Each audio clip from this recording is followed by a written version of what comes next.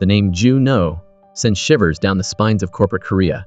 Just the whisper of his impending return throws the country's M&A world into chaos. High-level executives are scrambling, holding emergency board meetings, terrified of losing their positions. Their fear is palpable. Joo-No has earned the chilling moniker, the White Snake. He's known for his swift, silent, and deadly strikes in the corporate world.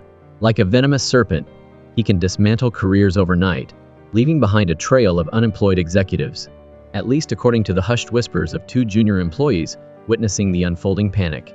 They describe Joo-No as a financial wizard, a master manipulator capable of turning a 10 billion won asset into a 100 million won bargain, and flipping a 10 billion won liability into a 100 billion won windfall. He operates on a different plane of existence, far removed from the concerns of salaried workers, like the two nervously observing the boardroom drama. Inside the office of Director Tae-soo, fellow board members gather, seeking reassurance and a plan to counter Joo-No's imminent arrival. Tae-soo appears unconcerned, claiming he needs no strategy. He mentored Joo-No for 10 years and believes he has nothing to fear. However, another director suspects a deeper game is afoot. They speculate that Joo-No's return is orchestrated by Executive Director Lee, a man on the verge of retirement but rumored to be a cunning strategist. They fear Joo-No is Lee's weapon, a pawn in a power play against the entire board. Meanwhile, Executive Director Lee receives confirmation of Joo-No's landing. He immediately summons the board for a presentation on Sanin Corp's precarious financial situation. The numbers are grim. Sanin's debt-to-equity ratio has ballooned to a staggering 450%. News outlets are reporting an impending crisis, predicting bankruptcy at any moment. Banks are circling, demanding repayment of 11 trillion won. As these figures flash across the presentation screen, discontent washes over the assembled directors. The research team delivers a stark warning. Unless Sanin can slash its debt ratio to 200% and maintain its stock price at 150,001, the company will be vulnerable to a short-selling attack, leading to inevitable collapse. Fingers point at Director Tae-soo, blaming his leadership for the company's dire straits. This chaotic backdrop, the mountain of debt, and the looming threat of bankruptcy explain Joo-No's sudden return. Upon hearing this from Executive Director Lee, some directors scoff, calling Joo-No a deserter who abandoned the company during a previous crisis, only to reappear now. Tae-soo confronts Executive Director Lee, accusing him of orchestrating Joo-No's return to create discord. But before Lee can respond, he drops a bombshell. Joo-No wasn't recruited by him, but by the chairman himself. The room falls silent, the directors stunned into disbelief. Before Lee can elaborate, Tae-soo abruptly calls for a recess, using the interruption to regain control of the narrative. He privately instructs two employees to gather further intel. Later, intern Jin-soo, bewildered by the animosity towards Joo-No, asks his senior colleague for an explanation. The senior colleague simply replies that the directors are terrified of losing their power, their status, and their very livelihoods to the returning White Snake. Tae-soo's past connection with Joo-No adds another layer of complexity. Having worked with Joo-No before rising to his current position as CFO, Tae-soo faces a stark choice: maintain his position under Joo-No's leadership or be replaced. Intern Jin-soo, still struggling to grasp the gravity of the situation, questions why the chairman would orchestrate such a dramatic shakeup. His senior colleague offers a blunt explanation. The chairman despises freeloaders and has brought in Joo-No as a corporate executioner. The winners stay, the losers are eliminated. This ruthless Darwinism explains the fear and loathing surrounding Joo-No's name.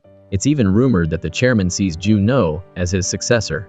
Back in Tae-soo's office, the directors, reeling from the news of Joo-No's appointment by the chairman, engage in frantic speculation about his motives. Some fear the worst, while others offer naive optimism, suggesting Joo-No will be relegated to menial tasks. Oblivious to the impending purge, the board meeting reconvenes, and Tae-soo attempts to deflect responsibility, pushing the question of who will work under Joo-No 4. No one volunteers. The directors, all senior to Joo-No, refuse to report to someone they perceive as lower in the hierarchy. Tae-soo then launches into a self-serving presentation, attempting to demonstrate his own value and immunity to dismissal. He outlines the company's financial woes, focusing on the construction division under his control. He boasts of consistently high profits, arguing that other divisions are dragging down the company's overall performance. A director from the fashion division challenges Tae-soo's narrative, claiming their department is also profitable. Tae-soo quickly dismantles this argument, pointing out that their meager profits are negligible after accounting for inventory costs. He further criticizes the fashion director's poor market analysis, citing last year's disastrous overproduction of puffer jackets, which resulted in significant losses. The fashion director, silenced by Tae-soo's pointed critique, can only fume in frustration. Executive Director Lee smoothly interjects, suggesting that perhaps these very issues, the scandals and losses, require the expertise of someone like Joo-No 7. As if on cue, Joo-No enters the boardroom. "Good morning, everyone. I'm Joo-No."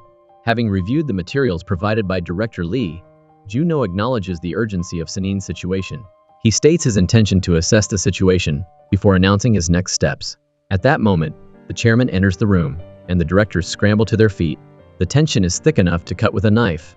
The chairman addresses Joo-No directly, asking if he's confident. Joo-No replies that he has confidence, but lacks an investigative team.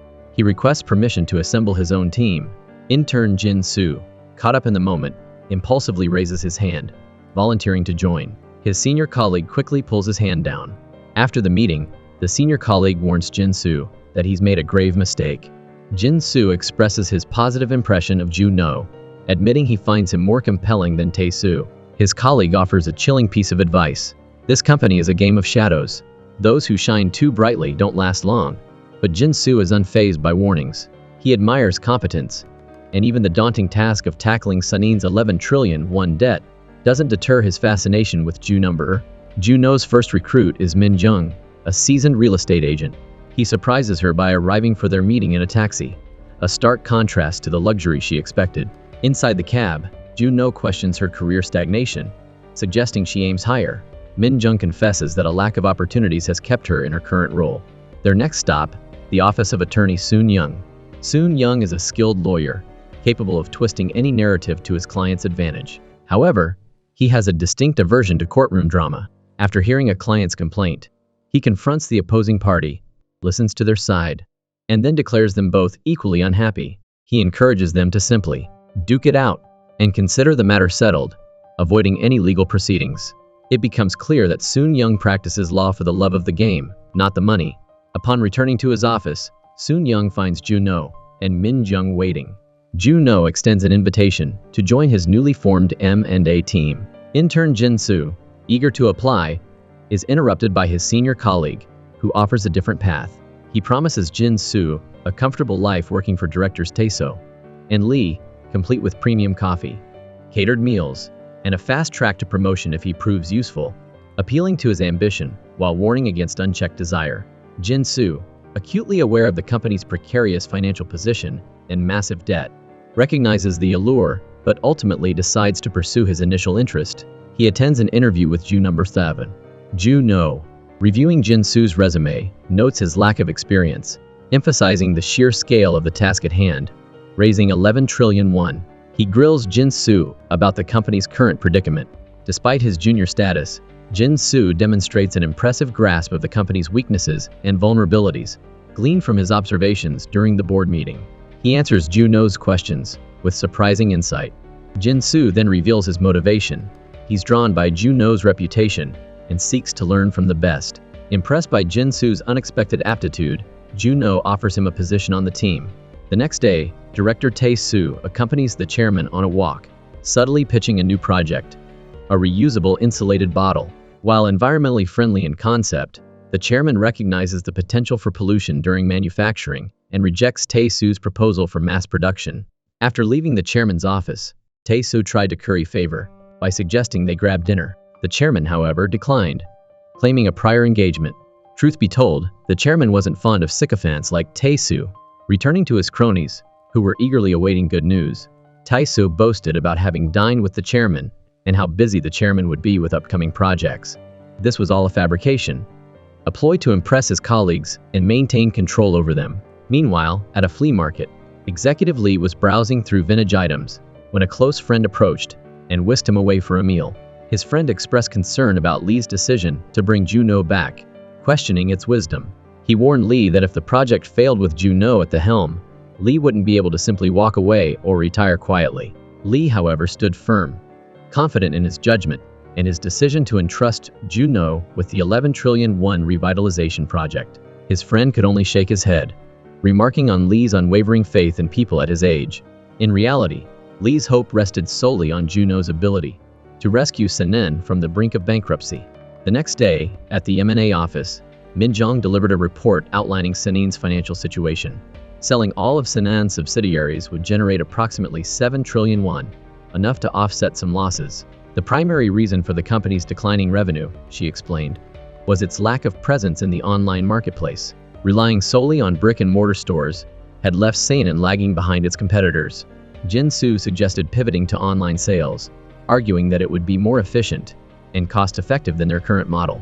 He also pointed out the potential for reaching a wider audience through online marketing in the digital age. With the next step decided, the team brainstormed names for the project. One suggestion was Mission Impossible. Another was simply the current project. Jin-Soo then proposed Project MEM, derived from the first letter of each word in their office name, M&A. This Project MEM became the centerpiece of Joo-No's presentation to the board of directors. His research confirmed that the construction division, currently managed by Tae-soo, was the most profitable arm of Sanin. To everyone's surprise, Joo-No recommended selling the construction company. Tae-soo was outraged, accusing Joo-No of joking. If we sell that, he argued, Sanin will go bankrupt. Joo-No calmly explained his reasoning. Selling off smaller subsidiaries first would signal desperation to the market, creating the impression that Sanin was clinging to its last remaining assets.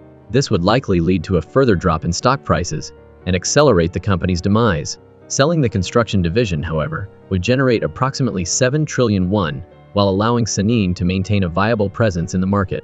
Just then, the chairman entered the room, inquiring about the situation. Joo-No reiterated his plan to sell the construction company for 7 trillion won. The chairman paused, reminding everyone that the construction company was his first venture, his brainchild. He insisted that it should fetch at least 10 trillion won, reflecting its initial investment. The chairman challenged Joo-No, questioning whether he was scared or lacked the confidence to sell the construction company for 10 trillion won. Tae-soo, observing this exchange, silently celebrated, mistaking the chairman's scrutiny for support. The following day, Joo-No and his team met with director Hoon Min to negotiate the sale.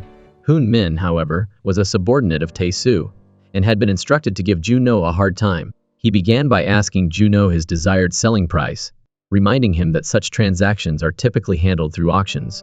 Joo-No, suspecting Hoon Min already had a figure in mind, prioritized resolving internal conflicts within the construction company before discussing the sale price. He proposed transferring Hoon Min to a different position within 2 years, allowing him to retain his director title in the meantime. Hoon Min immediately questioned the lack of severance or compensation for being transferred after only 2 years. He countered, demanding a 5-year term as director post-acquisition, along with stock options. Joo-No reminded him that they both worked for Sanin, and such decisions rested with the chairman, not a divisional director. Infuriated, Hoon Min began insulting Joo-No Seth. Jin-Soo, angered by the disrespect, was about to retaliate when Joo-No stopped him. Though provoked by Hoon Min's taunts, Joo-No calmly excused himself and his team, leaving the meeting. Hoon Min, still seething, followed them to their car, continuing his verbal assault. Back in their own vehicle, Joo-No cautioned Jin-Soo against letting emotions cloud their judgment during negotiations. He explained that while guns are the weapons of war, contracts are the weapons of M&A. He stressed the importance of keeping emotions in check to avoid jeopardizing their success. Meanwhile, Tae-soo met with Director Kim, who informed him of Hoon Min's successful obstruction of the sale. Tae-soo, pleased, invited Kim in, but Kim declined, stating he was merely passing on the information. After Kim left, Tae-soo inquired about Kim's connections within Sanin's other subsidiaries. He was strategizing, planning to consolidate power by rallying these branches to his side. He tasked Kim with gathering these key players for a dinner meeting. Back at the M&A office, Min-jong informed Joo-No of the arrival of Song-bae, a legal consultant from another firm, who would assist them in gathering intelligence on potential bidders for the construction company. However, Min-jong also revealed a newly discovered issue that could complicate the sale, creating a significant disadvantage for them. The complication, Min-jong explained, involved a stalled relocation project at a residential complex managed by the construction company. Residents were resisting relocation, creating a significant obstacle. Joo-No and his team visited the dilapidated complex to assess the situation. The buildings were in a state of disrepair, resembling an abandoned ghost town. seemingly on the verge of collapse. They learned that 75% of the residents needed to agree to the relocation plan before the reconstruction project could proceed. To their surprise, Jung Yoom, the deputy director of Sanin's construction company, appeared, startling Jin Soo. Jung Yoom introduced himself to Joo-No and explained his role in negotiating with the residents and securing their approval for the redevelopment. As he led them through the complex, he shared his intimate knowledge of the area and the progress he had made. Out of 212 households, only 54 remained firmly opposed to the project. Some were absentee owners who refused to budge without adequate compensation. However, there was one last holdout whom Jung Yoom believed he could persuade: an elderly woman residing at the far end of the complex. They visited the woman's apartment, but she wasn't home. Joo-No, examining a utility bill, learned her name was Jun-in. He noted that she had outstanding debts, suggesting a potential leverage point. After the site visit, Jung Yoom saw Joo-No's team off, while he detoured to visit alone. Unmarked grave behind the complex. Back at Tae-soo's office, the other directors discussed the chairman's insistence on selling the construction company for a double-digit figure, meaning at least 10 trillion won. They pointed out that the current market value was closer to 7 trillion won. One director speculated that the chairman might be setting an unrealistic price to sabotage the sale, protecting his cherished dream project. This news brought a wave of relief, especially to Tae-soo. At the M&A office, Sang Bae, the legal consultant, arrived to brief the team on potential bidders. He expressed skepticism about achieving a 10 trillion won valuation. Joo-No acknowledged this, prompting Sang Bae to question why he had assured the chairman it was possible. Joo-No revealed that the chairman preferred to hear optimistic projections and valued employees who projected confidence. Sang Bae then began profiling the potential bidders. The first was Director Hwan of Shamok Enterprises, a company with limited experience in residential construction and likely limited funds. The second was DNI, a major real estate firm known for its successful development of Songdo International City. Their success had generated substantial cash reserves, and they were looking to expand into the construction sector. However, they had previously attempted and failed to acquire another construction company. Intrigued, Joo-No asked which company it was. Sang Bae revealed that the company DNI had failed to acquire was Ibu Construction, a piece of confidential information only accessible to someone in his position. He further explained that DNI's failure wasn't solely due to internal conflicts with foreign stakeholders. The CEO's emotional outburst during negotiations had also played a crucial role. Joo-No saw DNI as a potential buyer for Sanin's construction division, given their substantial financial resources. However, he inquired about the current risks facing their team. Min Jong calculated that the initial investment and brokerage fees for the redevelopment project would amount to approximately 880 billion won. Joo-No tasked the team with investigating whether negotiations could proceed without full resident consent. Sang Bae cautioned that securing resident approval for relocation was the biggest hurdle, particularly obtaining the signature of the elderly woman. After the meeting, Joo-No sought counsel from Executive Lee, questioning the chairman's insistence on a 10 trillion won valuation. He wondered if the chairman was genuinely reluctant to sell or had other motives. While unsure of the chairman's reasoning, Joo-No maintained that selling the construction division remained the best course of action. Lee, recognizing Joo-No's conviction, surmised that his true purpose wasn't to question the chairman's intent, but to seek Lee's help in persuading him. Joo-No acknowledged that the market valued the construction company at around 6.5 trillion won, with 7 trillion being the absolute maximum. He appealed to Lee's understanding of the chairman's sentimental attachment to the company, his first venture.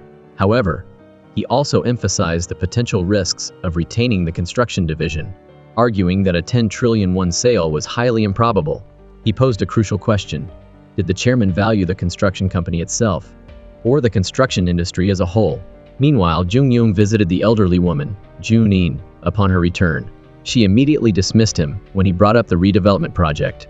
As he tried to offer assistance, his clumsy attempt backfired. Min Jong, witnessing the scene, rushed over to retrieve the situation, only to be swiftly dismissed as well. It turned out she had also come to persuade Jun-in, but met the same fate as Jung Yoom. Elsewhere, Soon Young sought help from a friend working in the relocation department. He hoped to expedite the approval process, but his friend explained that the relevant regulations were pending, awaiting more redevelopment projects to justify their implementation. This delay was financially motivated, leaving Soon Young's friend unable to assist. Back at Sanin, Tae-soo, determined to sabotage Joo-No's efforts, dispatched his men to disrupt operations, assuring them that Joo-No wouldn't involve the police. At home that evening, while reviewing documents related to the redevelopment project, Joo-No discovered that the elderly woman's apartment was registered under the name of Mr. Gang. The next morning, Joo-No's team arrived at their office to find it ransacked, documents strewn everywhere. Joo-No immediately suspected the construction division and vowed to file a complaint. However, his immediate priority was the upcoming bidding process. Meanwhile, Executive Lee, as requested by Joo-No, met with the chairman to discuss a realistic selling price for the construction company, suggesting 7 trillion won. Upon hearing this figure, the chairman declared he wouldn't sell at all. At the bidding venue, Joo-No appeared relaxed, playing a game on his phone. Soon Young, curious about his strategy, asked which company he intended to sell to. Joo-No simply replied, "The highest bidder." Noticing Jin Soo's glum demeanor, Soon Young offered some words of encouragement, telling him to cheer up or risk being replaced as the team's security. Joo-No suggested Jin Soo get some coffee downstairs, but his real intention was to have him scout the arriving directors and report back to the team. To Jin Soo's surprise, the chairman of Shamok Enterprises appeared before him, stating his intention to quickly acquire Sanin's construction division. Back at the office, Min Jong pressed Joo-No for an estimated selling price. He predicted around 8 trillion won, while Jin Soo, despite being questioned, remained tight-lipped. The chairman of Chamok then revealed a 7 trillion won bid to Jin Soo, as if urging him to close the deal. In the waiting area, Min Jong alerted Joo-No to the arrival of DNI's director, Yan Woo. Joo-No went to meet her for a direct negotiation. Yan Woo, a shrewd businesswoman, expressed her desire to buy low, while Joo-No insisted on selling high. She questioned Sanin's decision to sell its most profitable division. Joo-No promised to explain everything if she agreed to the purchase. She countered with a 7 trillion won offer. As Joo-No prepared to leave, he asked Yan Woo about her previous failed attempt to acquire a construction company. He inquired about the price difference that led to her losing the bid. Yan Woo readily disclosed that she had lost by 1 trillion won. Sensing an opportunity, Joo-No mentioned the government's impending revisions to redevelopment laws, which would benefit construction companies, suggesting Sanin might reconsider the sale. He subtly hinted that Sanin was worth more than the company she had previously missed out on, and urged her to acquire it, emphasizing its suitability for her business. He assured her that ensuring a smooth transition for the employees was also his priority. However, when it came time to submit the bids, Yan Woo, initially intending to offer 7.5 trillion won, submitted a higher bid. Meanwhile, Joo-No returned to the residential complex with flowers. The deputy director, Jung Yoom, expressed surprise at Joo-No's knowledge of the unmarked grave. Joo-No explained his deductions. The apartment was registered under a man's name, leaving the elderly woman with no inheritance rights. He pointed out that Jung Yoom couldn't have been unaware of this detail, and that he had noticed traces of soil on Jung Yoom's shoes during their first encounter. Jung Yoom led Joo-No to Mr. Gang's grave, revealing that the elderly woman had been willing to relocate while her husband was alive. However, when the redevelopment project began, Mr. Gang vehemently opposed it, leading to a confrontation that resulted in his death. This explains the elderly woman's hostility towards the construction team. Joo-No asked Jung Yoom if he thought she wished to be buried alongside her husband. He confirmed, adding that she often spoke about the incident. Back at the bidding venue, Soon Young checked with Jin Soo about Chamok's bid, which had decreased from 7 trillion to 6.9 trillion won. Suddenly, everyone froze as DNI submitted a bid of 7.99 trillion won, sparking excitement. Min Jong immediately called Joo-No with the news. He, in turn, called Executive Lee, who, upon hearing the nearly 8 trillion won bid, grabbed his hiking boots and set off to meet the chairman. After the successful signing of the agreement, Director Yan Woo reminded Joo-No of his promise to answer her questions. She then inquired about his age, taking him by surprise. It seemed she was captivated by his talent, charm, and platinum blonde hair. Before anything else, however, she requested a meeting with Sanin's construction director, Tae-soo, still reeling from Joo-No's success in selling the construction company at such a high price.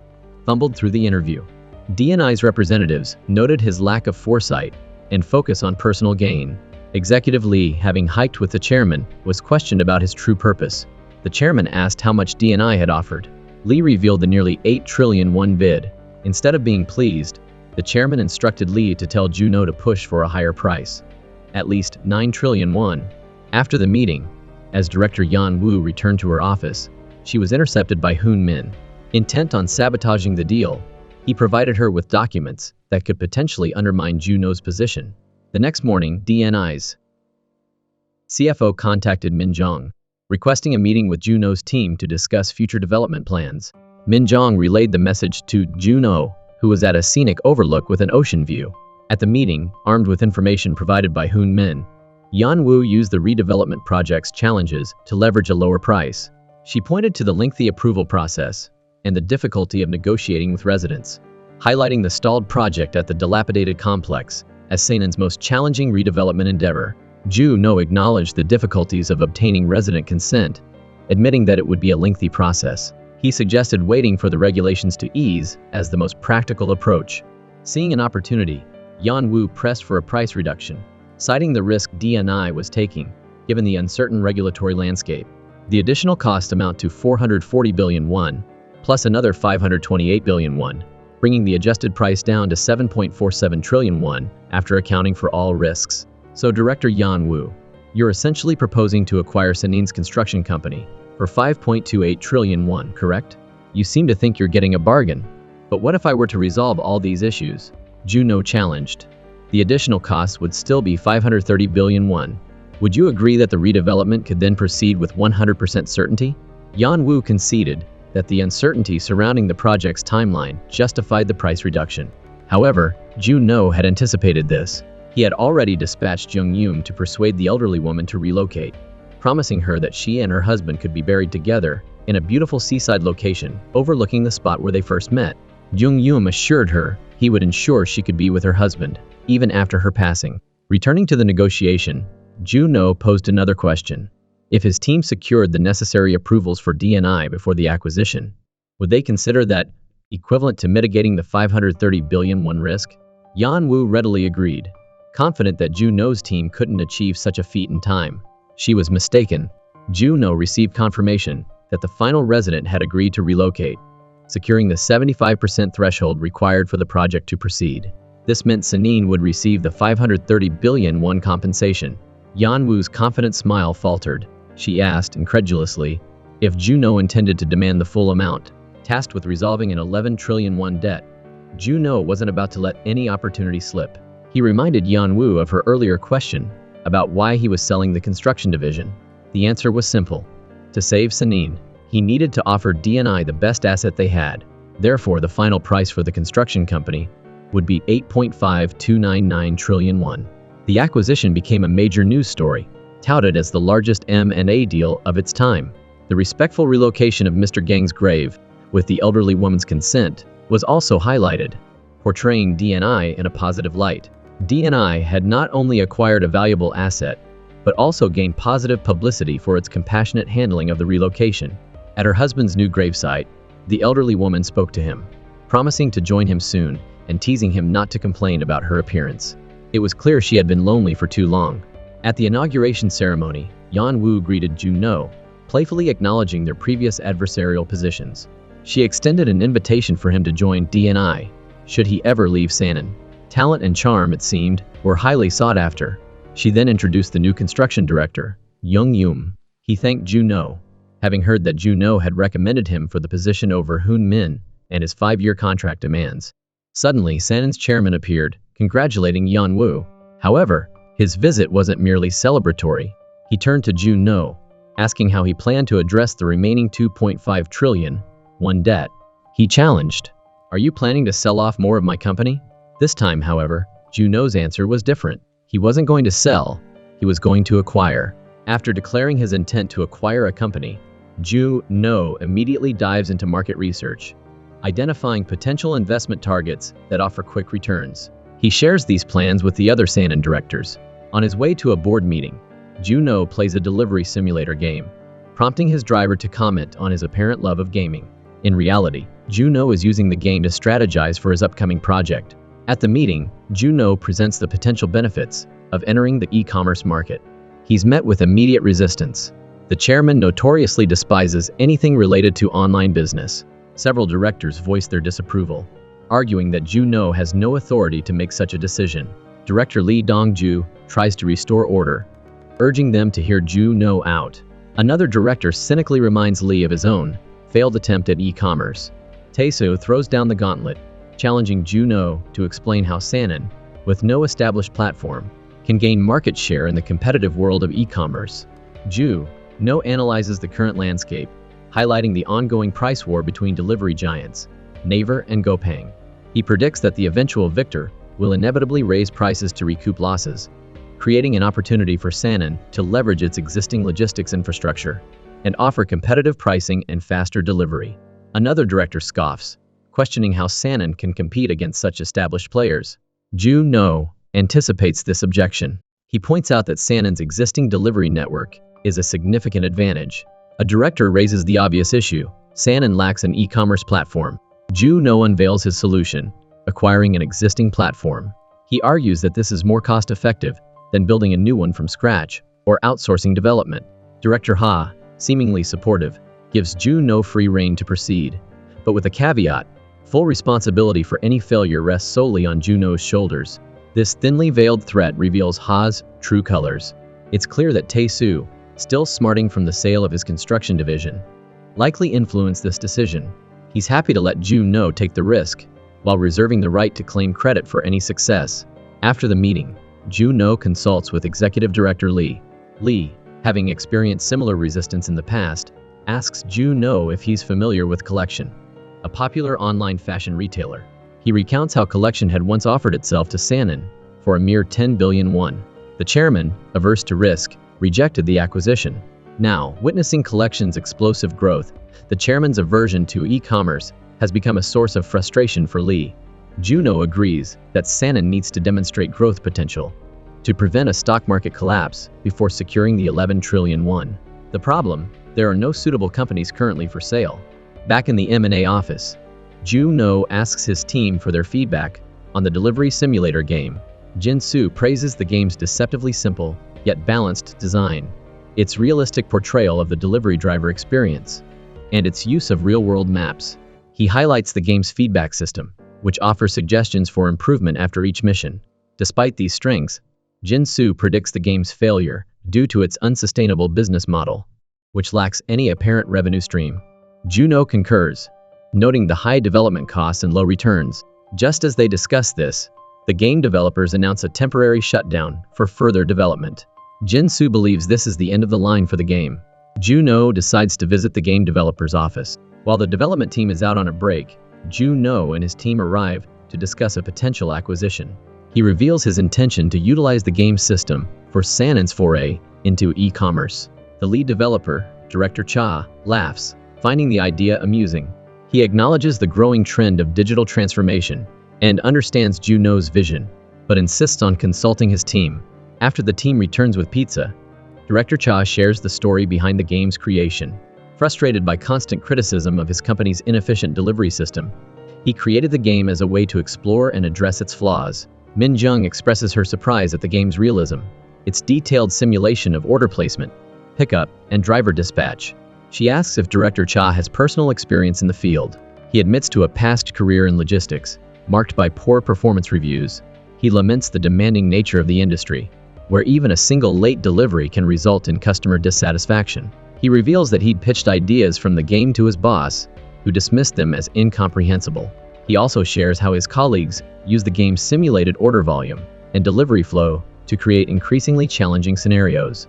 Joo-No recognizes the potential of this data to optimize real-world logistics and significantly reduce delivery costs. Director Cha asks if developing the game into a platform means abandoning its entertainment aspect.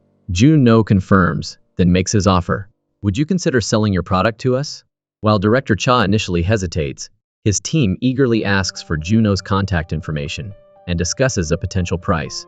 Director Cha, amused by his team's enthusiasm, realizes the deal is inevitable. Joo-No, determined to acquire the system, is confident he can secure the deal. On the way back, Joo-No asks his team if they know anyone in the gaming industry. Jin-soo volunteers a friend, Jenny, a hardcore gamer. The next day, Jenny arrives at the M&A office. She's gathered intel on Director Cha Ho-jin, the founder of Shacha Game. He attended a prestigious science and technology high school and briefly studied mathematics at Seoul National University, SNU, before dropping out. He co-founded DC Game with a fellow student, Han Chul, which also led to his departure from SNU. However, DC Games wasn't yet a formal company when Cha left, so he holds no shares. The company's name, DC, is derived from the first letters of their surnames. When Joo-No asks about the reason for their split, Soon Young reveals an ongoing lawsuit concerning a game called High Square, the game that catapulted DC Game to fame. Cha claims Han Chul stole the game from him. Soon Young questions the lawsuit's basis. Theft seems like an odd claim. Wouldn't copyright infringement be more appropriate? Jenny confirms that the gaming community finds Cha's claim unusual. He lost the case. Joo-No wonders what would have happened if Cha had sued for copyright infringement. Soon Young explains that he likely would have lost that case as well. Proving copyright infringement is difficult without clear evidence of copying. It's possible they independently arrived at similar ideas. Context and evidence are crucial. Jenny continues, explaining that Cha is struggling to secure funding for his next project. He sought investment from CEO Do but was rejected, leading to yet another lawsuit. Soon Young predicts another loss for Cha, as the court will likely view the lawsuit as an act of spite. DC Game countersued for defamation, and Cha Game likely lacks the resources to fight a protracted legal battle. Joo-No inquires about Cha Game's valuation. A proper assessment depends on the company's track record, but Jenny estimates its value as close to zero. Later, Jenny confides in Jin-Soo her surprise at Joo-No's interest in Cha Game. She'd heard about Joo-No's white snake reputation, expecting meticulous calculation, but acquiring Cha Game seemed impulsive. She expresses disappointment in Joo-No's seemingly rash decision. On one side, Director Ha's team is scheming against Joo-No's team. One of his subordinates contacts assistant manager Lim and asks him to meet with Jin-Soo. Since they're alumni of the same university, they figure it'll be easy for Lim to extract information from Jin-Soo. Back in Joo-No's camp, Jin-Soo raises a concern. If CEO Ho Jin doesn't sell Cha Game to us, should we consider acquiring a different subsidiary? He points out that if Sanin loses another subsidiary, its stock price will plummet below 101.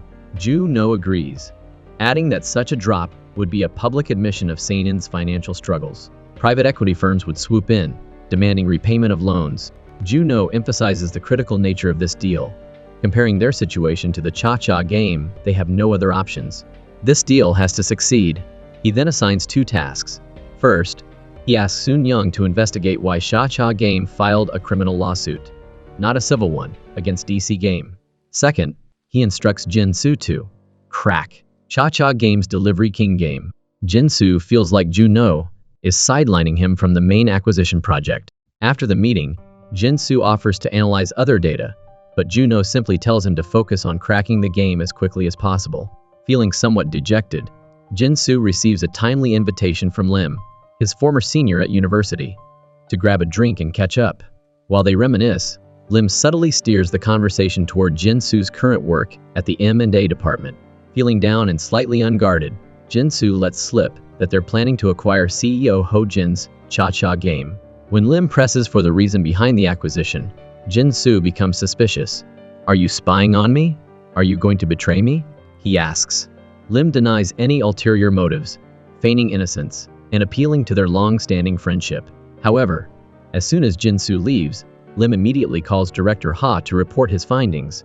Armed with this new intel, Director Ha approaches Director Song at a private equity firm to propose a lucrative scheme. He boasts that if their plan succeeds, they'll each pocket at least 5 billion won. Their plan hinges on hijacking Joo-No's acquisition. Meanwhile, Joo-No's personal life seems strained. His child calls, but his wife prevents them from speaking, suggesting a troubled marriage. The next day, while Joo-No is out cycling, Minjong calls with some information. She's discovered that DC Games' recent stable revenue stream comes from their game, High Square. The profits are being reinvested to develop new games. Joo-No notices DC Games' stock price has recently surged. He learns that the CEO, Han Chul, posted a picture on Instagram, implying they'd won a government contract. However, it's all a facade. Han Chul is known for these impulsive social media stunts, to the point that shareholders have petitioned for him to stay off social media entirely. Finally, as per Joo-No's request, Soon Young meets with an old friend, a prosecutor, to inquire about the specifics of Cha Game's lawsuit against DC Game. Ho Jin's reasoning for the lawsuit boils down to this. He accuses DC Game's Han Chul of breaking into Cha Game's headquarters. The prosecutor Soon Young mentioned that Ho Jin claimed to have irrefutable evidence based on blockchain technology. However, the prosecutor, unfamiliar with such technology, brought in a digital forensics team that found no trace of hacking. This effectively rendered the blockchain evidence useless. After gathering information from his contact, Soon Young concludes that there's only one possibility. Han Chul physically broke into Cha-Cha Game and stole a hard drive instead of hacking into their system. He relays this to Joo-No, adding that the idea of a CEO scaling walls seems absurd. Furthermore, CEO Ho Jin's changing testimony further weakens his case, explaining why he lost the lawsuit. Soon Young warns Joo-No to be wary of Han Chul, describing him as a cunning operator known for exploiting and discarding people. The next day at the office, Joo-No is surprised to find Han Chul waiting for him. Claiming he'd been wanting to meet, Han Chul presents a gift as a gesture of goodwill and proposes a collaboration with Sanin. Having heard they're looking to expand into online gaming, Joo-No replies that Sanin isn't involved in gaming and suggests Han Chul's information is inaccurate. Failing to achieve his objective, Han Chul excuses himself. However, the moment he steps into the elevator, he drops the charade and curses Joo-No under his breath. He even snaps a selfie to post on Instagram, clearly intended for further posturing. After Han Chul's departure, Director Kang calls Joo-No to discuss a potential partnership with DC Games. Joo-No questions why a gaming company with sufficient resources for self-funding would seek external investment. Director Kang speculates that Han Chul might be focused on maintaining a high stock price and market capitalization ranking. As a gaming enthusiast, he argues, it's natural for Han Chul to be concerned about such rankings. However, Joo-No remains unconvinced, finding it odd that a CEO capable of creating games would need investors. At Ho Jin's office, his team discovers Han Chul's Instagram post featuring a picture of Sanin with the caption, "Great partners," and tagging Joo-No7. They assume DC Game has partnered with Sanin, bypassing them entirely. This leads Ji-Yoon, a reporter from a financial news network, to contact Joo-No for an interview. She questions whether Sanin is entering the gaming industry and partnering with DC Games. Joo-No questions the source of her misinformation. Annoyed by the interruption and the escalating rumors, Joo-No excuses himself, feigning a prior engagement. Reaching his car, Joo-No realizes Han Chul's post was merely another publicity stunt.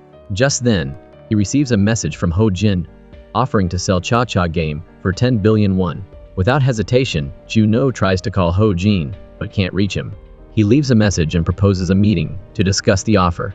Unexpectedly, Ho Jin sends Joo-No a snippet of code from the Delivery King game, piquing Joo-No's interest. Not understanding it, Joo-No forwards the code to Jin-Soo.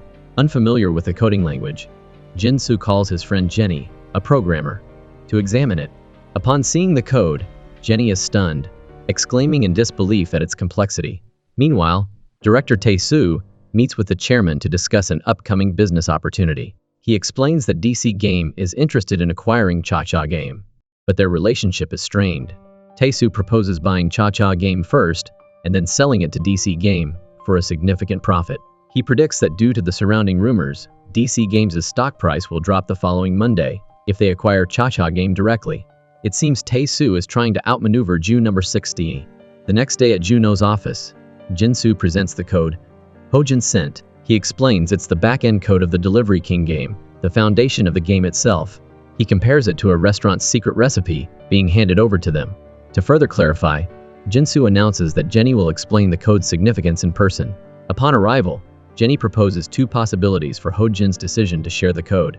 Either he's incredibly foolish, or he trusts Joo-No implicitly. She dismisses both as highly unlikely.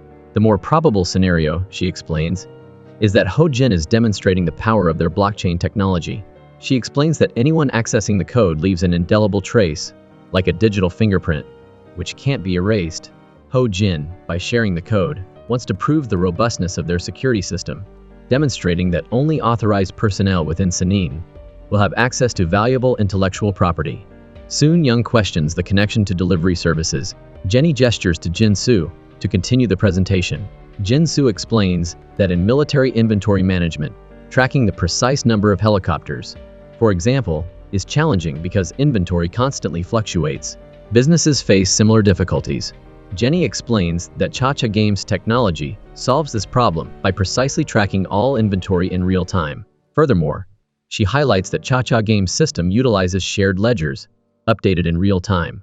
While seemingly mundane, she emphasizes that this represents a revolutionary approach to logistics and delivery management. She admits to previously doubting Joo-No's interest in the company, but now recognizes its immense potential. Joo-No and his team then held a board meeting to discuss the acquisition of Cha-Cha Game. He argues that their system will significantly enhance Sanin's ability to manage inventory and streamline its entire shipping process. However, the board members are skeptical of Joo-No's enthusiasm for a company on the verge of bankruptcy. Director Ha asks for the acquisition price. Joo-No states it's 10 billion won. Director Ha challenges him. If I agree to this price right now, can you guarantee you'll secure the deal at 10 billion?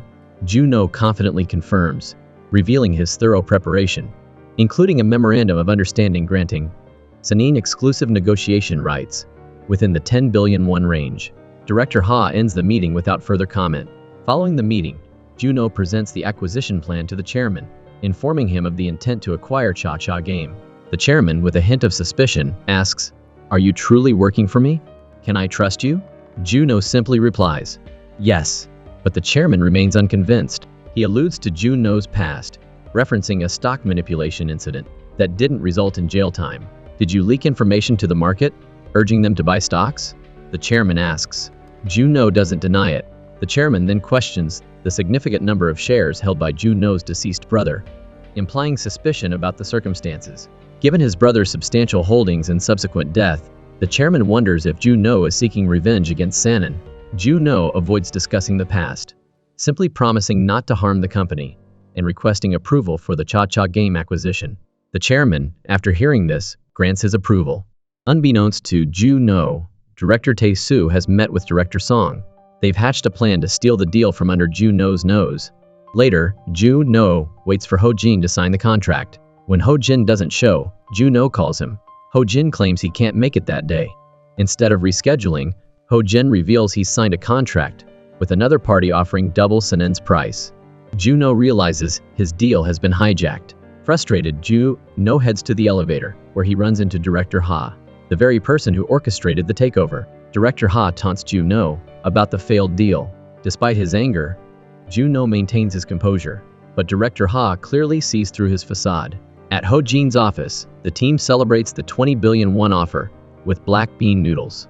Thrilled at the prospect of selling for double Sanin's price, though slightly suspicious about the vague double the offer promise, Ho-jin assures them they'll receive the full 20 billion.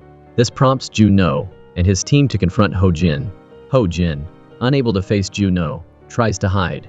Joo-No demands to know the terms of the 20 billion won offer. Ho-jin's team expresses their unwillingness to work with Sanin, given their lower offer, urging Joo-No to accept defeat gracefully. However, Joo-No asserts that negotiations aren't solely about money, but they dismiss Joo-No's words, seeing him as a low baller trying to create problems. What other conditions are there besides money? They ask. They frankly state they don't want to change their business direction. They want to keep making games. They tell Joo-No to leave, unless he's willing to offer more than 20 billion won. Joo-No leaves without another word. Seeing the untouched bowls of black bean noodles, Soon-young remarks, "What a waste of food. Mind if I help myself?" This subtly highlights Ho-jin's hasty decision-making, losing his advantage before the money was even in hand. While walking around, Joo-No notices a picture of Ho-jin with a woman, but the team remains tight-lipped about her identity. On their way back, Soon-young's team discusses the situation. They deduce that whoever offered double Sanin's price must have known Sanin's bid, suggesting foul play. They speculate whether it's the CEO of DC Game or a private equity firm, planning to flip Cha-Cha Game for a profit. During the drive, Joo-No asks Jin-soo if he's cracked the Delivery King game. Jin-soo hesitates before confirming he has. When Joo-No asks about any unusual findings, Jin-soo mentions that game developers often insert self-designed characters resembling themselves. Just then, Jenny texts Jin-soo, revealing she's applying for a job at Cha-Cha Game. Meanwhile, Director Ha and Director Song discuss their scheme. Director Ha gloats about finally getting the upper hand on Joo-No, predicting a profit of at least 5 billion won each if everything goes smoothly. He proposes a collaborative negotiation strategy to Director Song, suggesting a cat and mouse game. At Cha-Cha Game, Jenny, the only woman in the male-dominated office, is bombarded with questions and offers of assistance. She readily accepts their help, playing along. These guys are clearly smitten. While exploring the office, Jenny spots the same picture of Ho Jin with the mystery woman that Joo-No had seen. While Ho Jin's team was evasive with Joo-No, they readily shared information with Jenny. They reveal the woman is Ho Jin's love interest. One of the developers offers to explain a hidden Easter egg in the Delivery King game. Jenny accepts, urging him to get to the point. After his lengthy introduction, he reveals that a character holding a lantern appears in the game every night. This character represents Ho Jin standing in front of his first love's house. Back with director Tae-soo and director Song, they envision Ho Jin begging them to sign the contract. Tae-soo even instructs his staff to lower the chair opposite his desk, forcing Ho Jin to look up at him, a calculated power move. Upon Ho Jin's arrival, he's directed to the strategically placed lower chair. Noticing the contract, he asks to review it. After reading the terms, he questions whether signing would prevent him from negotiating with other parties. Director Song feigns annoyance. "We're offering you money," he says. "Why are you asking about other potential buyers when we're about to sign?" Director Song continues to belittle Cha-Cha Game, pointing out their lack of significant achievements and limited assets. "I don't understand why we're even considering buying this company." He scoffs. Ho Jin is taken aback. "Didn't you offer 20 billion won?" he asks. Song replies, "That's why I'm reconsidering." He continues his condescending tone. "The company's practically bankrupt, isn't it? Be honest with yourself." He points out their blocked releases in China and minimal sales in Southeast Asia. Ho Jin, feeling insulted, decides to leave. As planned, Director Ha intercepts him, while Director Song exits, leaving them alone to negotiate. Ho Jin confronts Director Ha about the promised 20 billion won. "You're naive." Director Ha sneers. "Where did you get that number?" He claims they only offered to double Sanin's offer, never specifying 20 billion. "Maybe Joo-No offered you 10 billion won," he suggests. "That's a lie. He'd probably only offer a measly 1 billion won. Everyone in the industry knows he's a con artist. We knew that, so we doubled his offer, 2 billion won." Ho Jin's face contorts with anger and frustration. "I thought it was 20 billion. 2 billion? That's insulting." He attempts to leave again, but Director Ha issues a threat. "If you walk out now, word will get around that a failing company like yours is unreasonable and stubborn. No one will offer you even 1 billion won then. Maybe 2 or 300 million, if you're lucky. Sign now, and you'll get 2 billion. If Director Song comes back, the offer's off the table." Hesitant, Ho Jin wavers. Tae-soo continues his psychological manipulation, ultimately pressuring Ho Jin into signing the contract. Back at the office, Ho Jin's team boasts to Jenny about the supposed 20 billion won deal, anticipating their next big game. Jenny, inquiring about the contract signing, learns it's with a foreign investment fund. Recognizing the description as a private equity firm, she warns them about the group's notorious reputation, urging them to call Ho Jin back immediately. As she prepares to leave, the team tries to detain her, each vying for her attention with dinner invitations. Jenny deflects their advances, claiming she's seeing someone, but secretly heads off to meet Jin-soo. Jin-soo asks why she wants to work at Cha Game. Jenny explains that they have a good game development mindset, but their planning and leadership are lacking. She also reveals the information she gleaned, easily extracted from the naive developers. She tells Jin-soo about the hidden Easter egg, explaining that Ho Jin is secretly expressing his unrequited love through the game. They begin to analyze the relationship between DC Games' Han Chul and Cha-Cha Games' Ho Jin, former game development partners. Lacking funds to hire a singer, Ho Jin had asked a friend, So-yeon, who also happened to be his first love, to record vocals for their game. However, it appears Han Chul also developed feelings for So-yeon. After each recording session, Han Chul offered to drive So-yeon home, but she always declined, preferring her usual walk along the stream. Despite rejecting Han Chul, she'd ask Ho Jin to walk her home in front of him, sparking Han Chul's jealousy and prompting him to eavesdrop. So-yeon then asked Ho Jin for a personal copy of the recording, using it as a pretext to spend more time with him. It's clear that Han Chul was in love with So-yeon. So-yeon and Ho Jin were mutually attracted to each other. They even discussed the lifespan of light bulbs. A light bulb used for 10 hours a day, with a 1,000-hour lifespan, lasts about 3 months before needing replacement. Ho Jin observed. So-yeon responded, I guess love is the same, isn't it? They say love burns bright, and then fades. Is that how you feel too? She also mentioned being scared because the streetlight in front of her house was out. contradicting her earlier claim of enjoying walks by the stream. She subtly hinted that Ho-jin to accompany her, but Ho-jin, hopelessly straightforward, missed the cue. Despite knowing So-yeon liked him, he lacked the courage to make a move. This is the story Jenny overheard at Cha-Cha Game. Jin-soo agreed, finding the whole situation bizarre. Jenny then asked Jin-soo if he knew any programmer jokes. This prompted Jin-soo to return to the M&A office and share Ho-jin's story, posing a riddle. A programmer goes to the supermarket to buy 3 apples. There's an additional condition: if there are watermelons, buy 1. What does the programmer buy?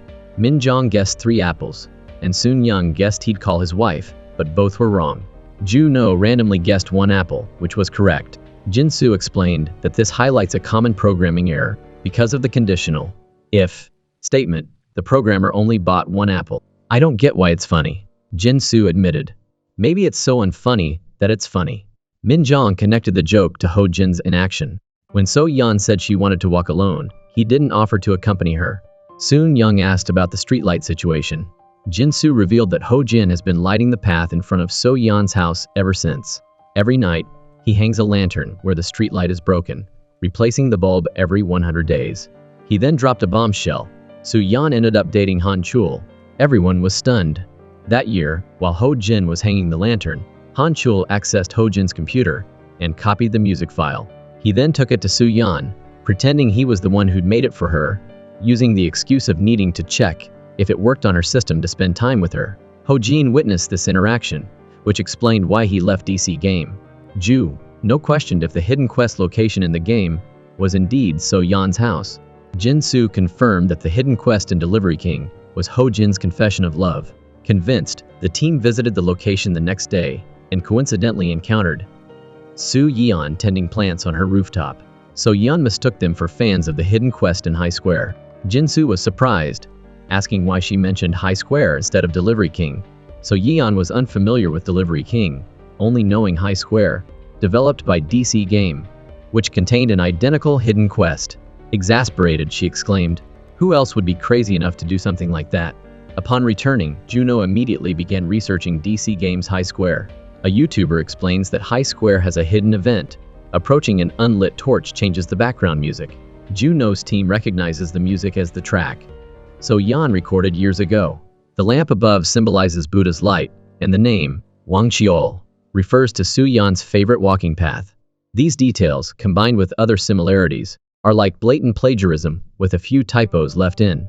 It becomes clear why Ho-jin is so resistant to changing his business direction.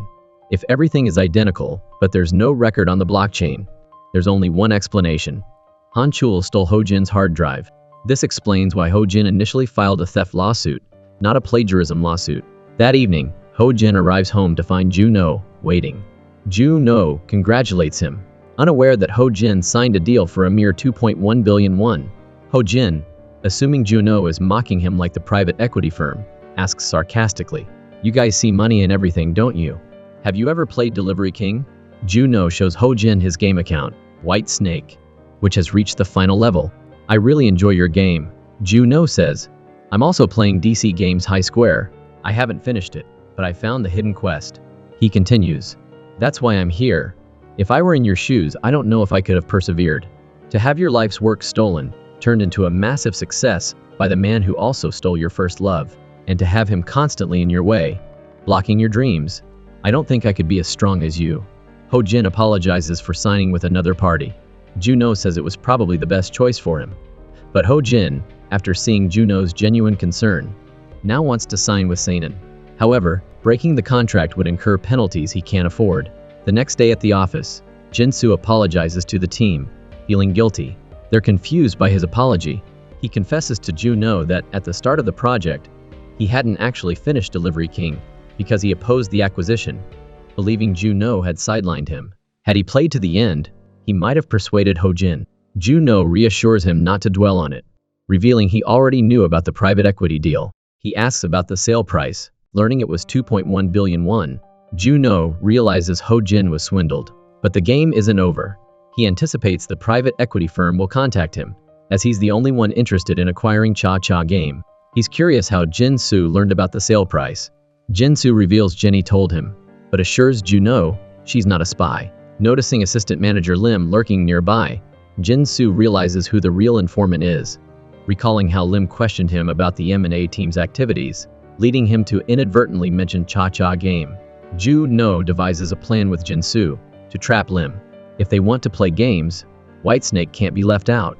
After Joo-No leaves, Lim, as predicted, approaches Jin-Soo, inquiring about the M&A team's latest moves.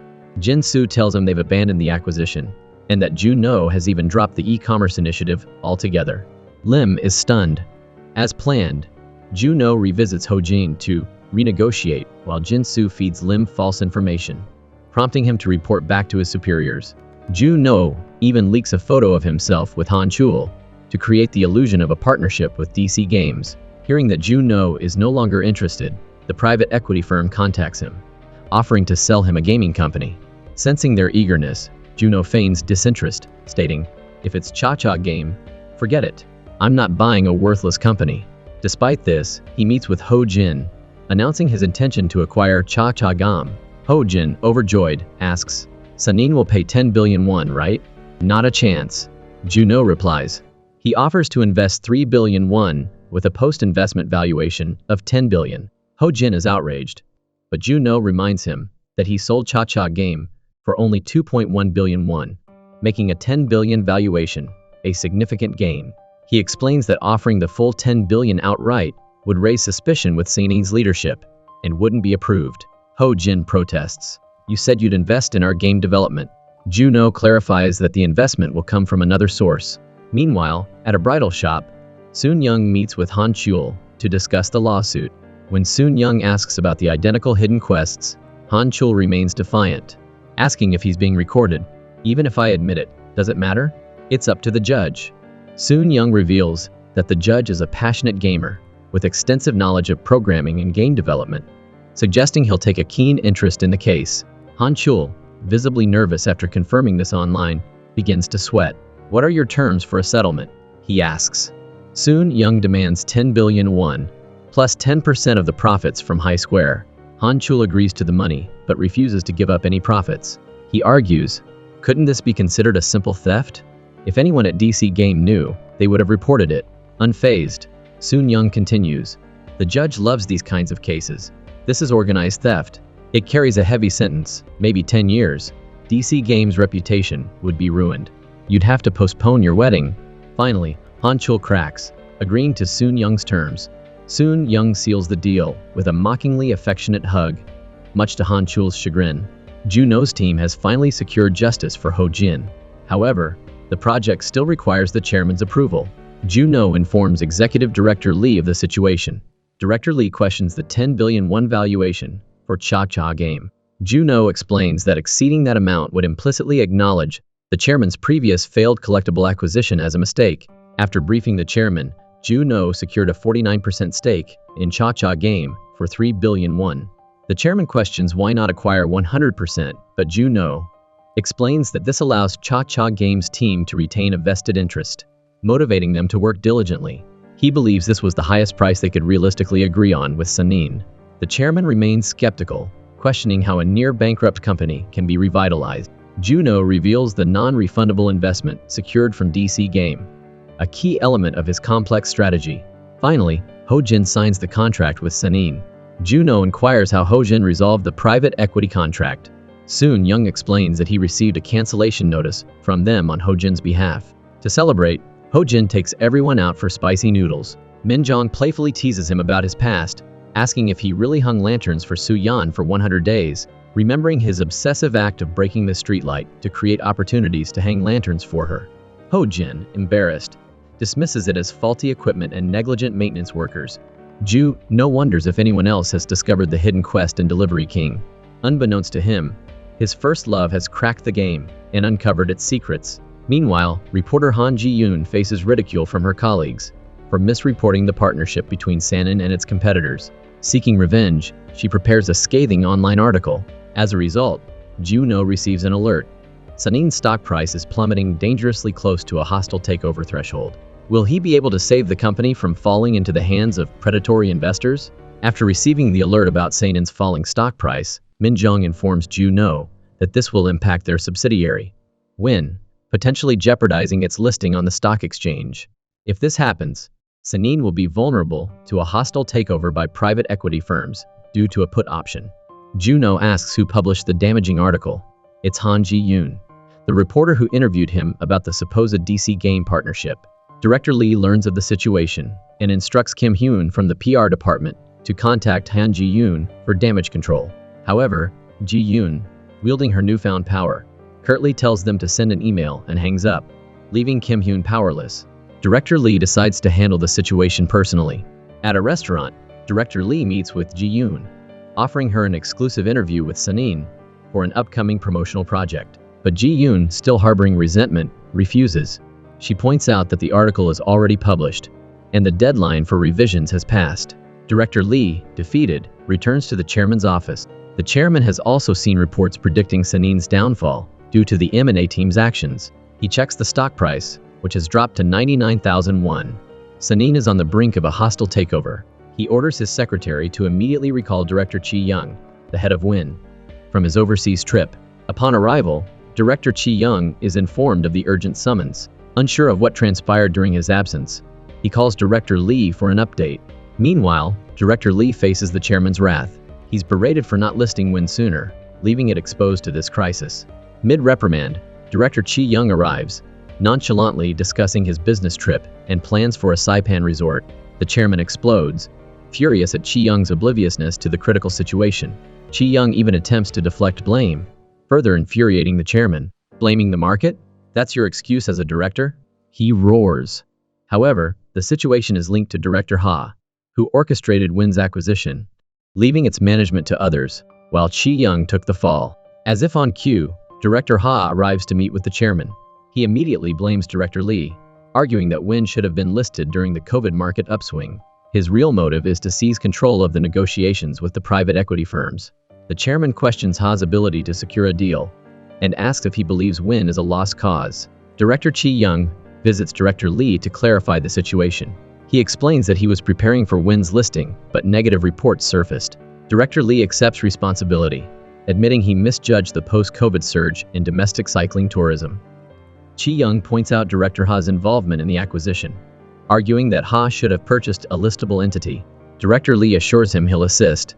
Back in his office, Director Ha gloats about how Director Chi-young was reduced to tears during the meeting with the chairman.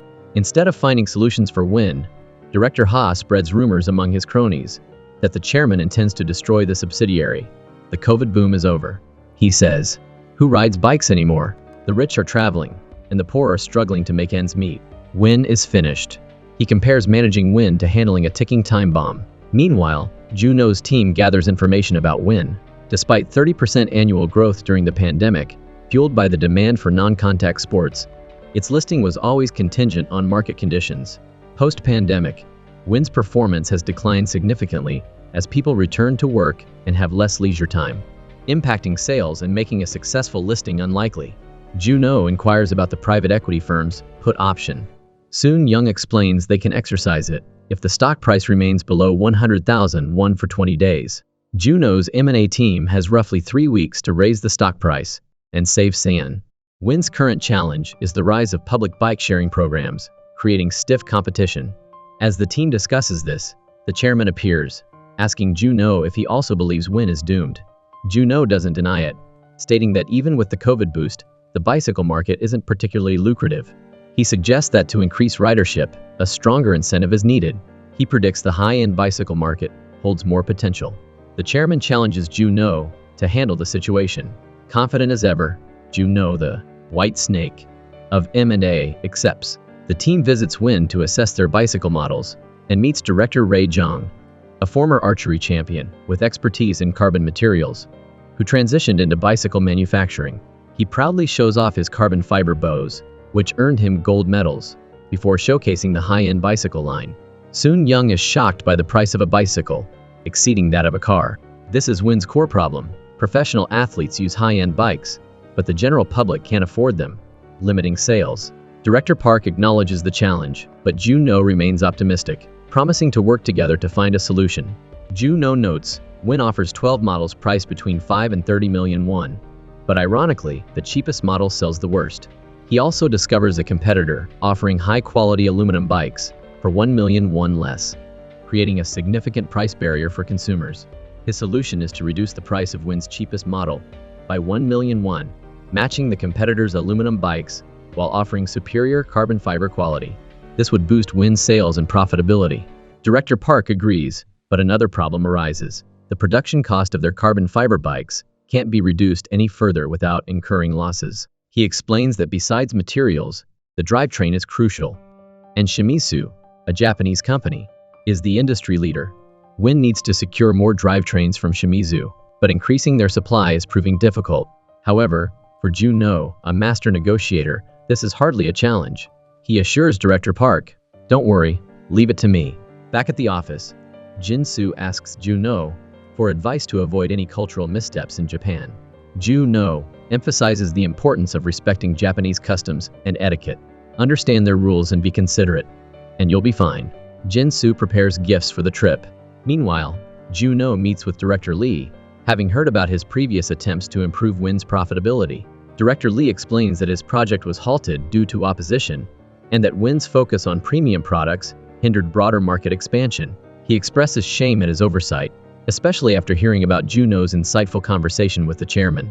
Joo-No, however, tells Director Lee about the interview with Han Ji-yoon and how his subsequent decision to partner with Cha-Cha Game led to her retaliatory article, as she lost her scoop. The next day in Japan, Joo-No's team meets with Shimizu. The meeting starts smoothly, but an unexpected incident occurs. Their limousine is involved in an accident. The Japanese team sends Haruka ahead in a separate car for the negotiation, while the others await alternative transportation. Jin-Soo, noticing Haruka's discomfort at traveling alone, offers to accompany her later, allowing the others to proceed. In the car, Soon-young discreetly texts Joo-No about the desired discount, knowing the Japanese side is sensitive to such discussions. He suggests aiming for at least 50%. To subtly address the topic, Ozaki points out Mount Fuji, mentioning that clear visibility only occurs 30% of the time, making their view a fortunate event. He then inquires about their length of stay. Joo-No replies, "Until we reach an agreement." Meanwhile, Jin-Soo, following Joo-No's advice, presents Haruka with a gift, a box of cute cat socks.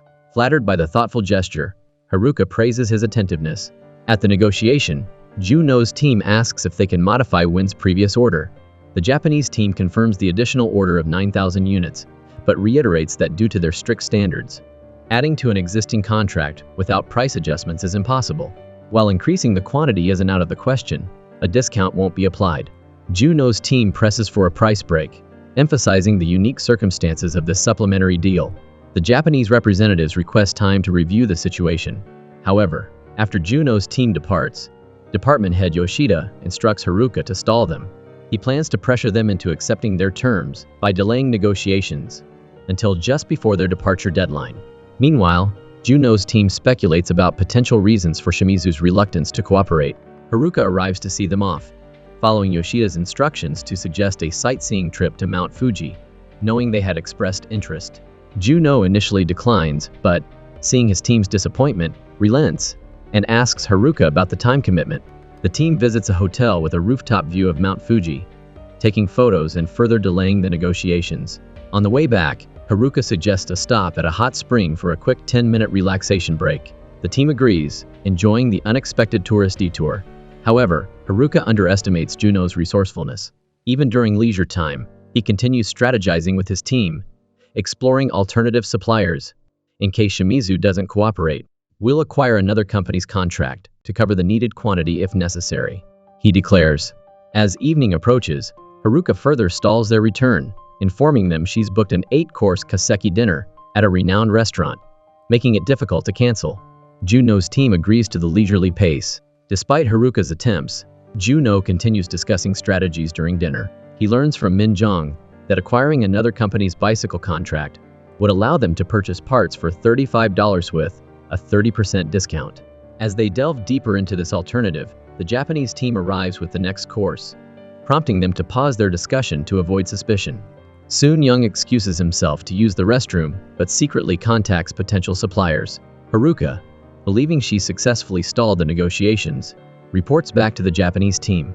However, the Japanese side faces its pressure. Department head Yoshida lost a contract to Speed Company, a deal that would have secured his promotion to Tokyo. His secretary informs him that the Korean team is still leisurely enjoying their evening. Yoshida wonders how his secretary learned about Joo-No's deadline. It stems from Jin-Soo's earlier car ride with Haruka. While initially attributed to the limousine accident, it was a pre-planned tactic. Haruka received a call from the limousine company, inquiring about their return time, which she relayed to Jin-Soo, inadvertently revealing their deadline. The secretary overheard this, leading to the stalling strategy. He hopes to impress Yoshida and secure a spot in his Tokyo team. Despite the delays, Soon Young gathers intel on Speed Company, discovering their volume-based discounts. Ordering from Speed could yield a 40% discount. Jin-Soo suggests ordering 10,000 units to reach the 50% discount threshold. But this is risky, as Speed might not be able to accommodate such a large order. Min Jong's observation about the mutual need for a contract sparks a realization for Jin-Soo. He understands that the Japanese side is trying to extend negotiations. Joo-No points out that if they wait until the last minute, they'll be forced to accept whatever terms Shimizu offers. Jin-Soo realizes his mistake in revealing their deadline. Knowing they've been played, they decide to turn the tables. They stage a mock argument, blaming Jin-Soo for revealing their deadline. Haruka, witnessing this, immediately calls Ozaki, who is currently in negotiations with Ju No. 7. She reports that the Korean team is suddenly eager to sign the contract. Ozaki informs Yoshida, who scoffs. Typical Koreans, waiting until the last minute. During the meeting, Joo-No inquires about the contract terms. As expected, Yoshida refuses any discounts. Joo-No then asks if they can match discounts offered by Shimizu to other clients. The Japanese side stalls again, promising to consider it positively. Joo-No requests time for his team to discuss the offer. While the Japanese team believes they have the upper hand, Joo-No tells his team, "Their deadline is our deadline." The next day, feeling guilty, Haruka invites Jin-Soo to a cafe to apologize. Both being the youngest members of their respective teams, Jin-Soo empathizes, understanding she was simply following orders. However, Jin-Soo also has a mission. On their way back, he asks Haruka if Shimizu truly intends to refuse their business. Seeking to redeem herself, Haruka reveals Shimizu's current predicament. Haruka explains that department head Yoshida is pressuring Win because an upcoming promotion is tied to securing a high-value contract. A small order from Win wouldn't meet the criteria for Yoshida's promotion to Tokyo, hence his difficult stance. Jin-Soo retorts that there's no reason for them to sign without a discount. Later, during dinner, Jin-Soo asks about Shimizu's deposit requirements. He learns it's a 10% upfront payment, followed by monthly installments of 10%. This means the decision on the Tokyo transfer will be made next month. He wonders why Haruka is so forthcoming with information. She confesses it's out of guilt and a desire to reciprocate his kindness. Jin-Soo, somewhat smitten, offers to help her get to Tokyo, perhaps hinting at using his team's resources to impress her.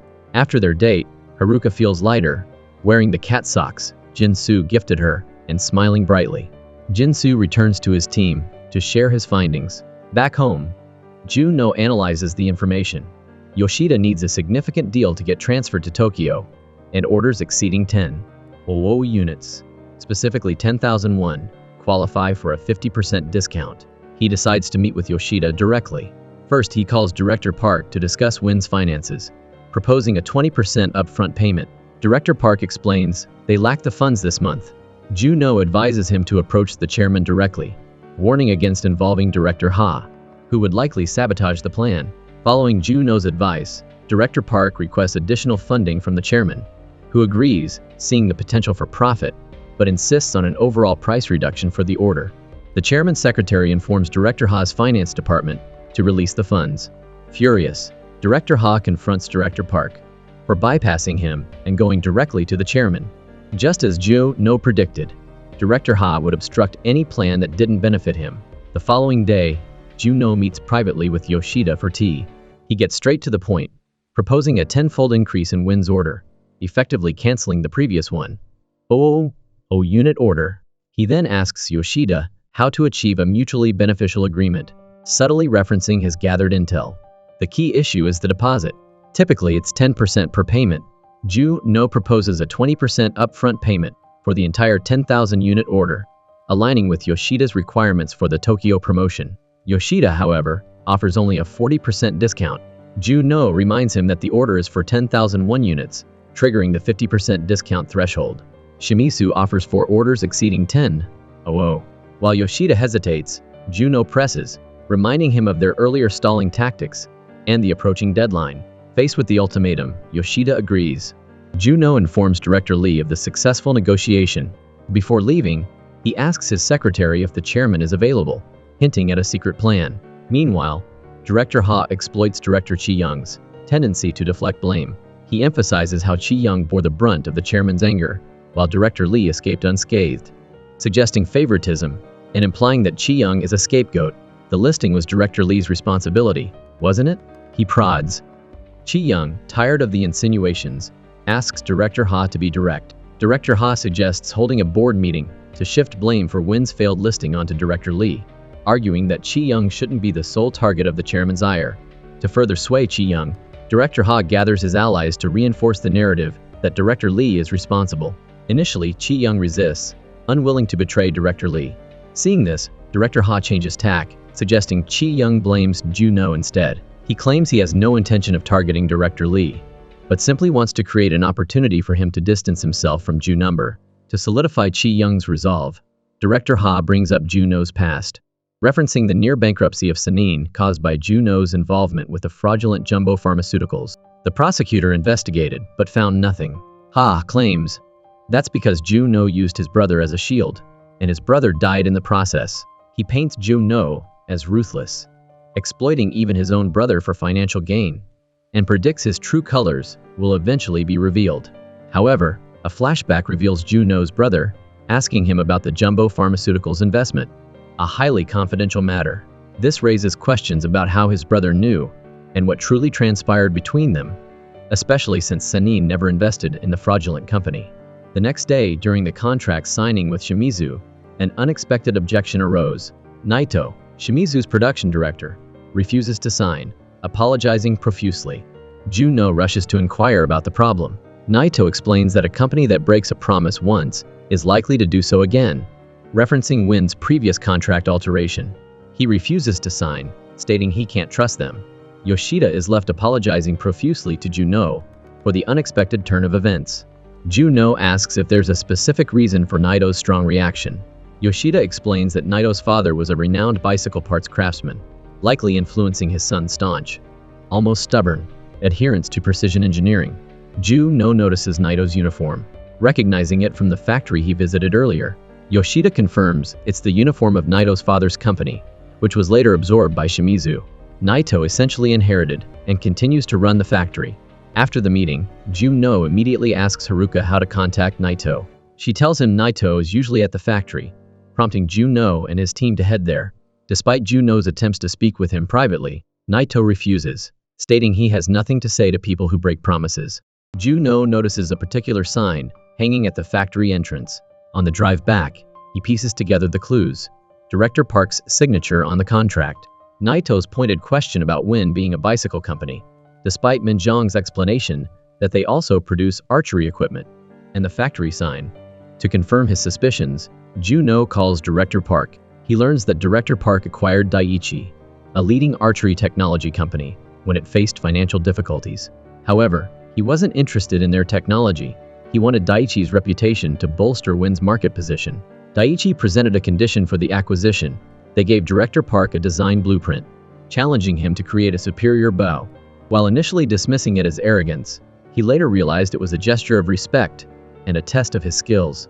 With the pieces falling into place, Joo-No returns to Korea to confirm one final detail with Director Park. Did he gift Daiichi a calligraphy scroll in return for the blueprint?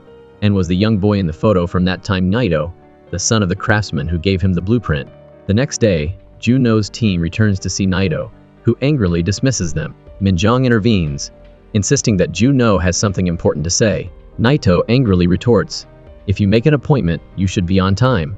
Just then, Joo-No arrives.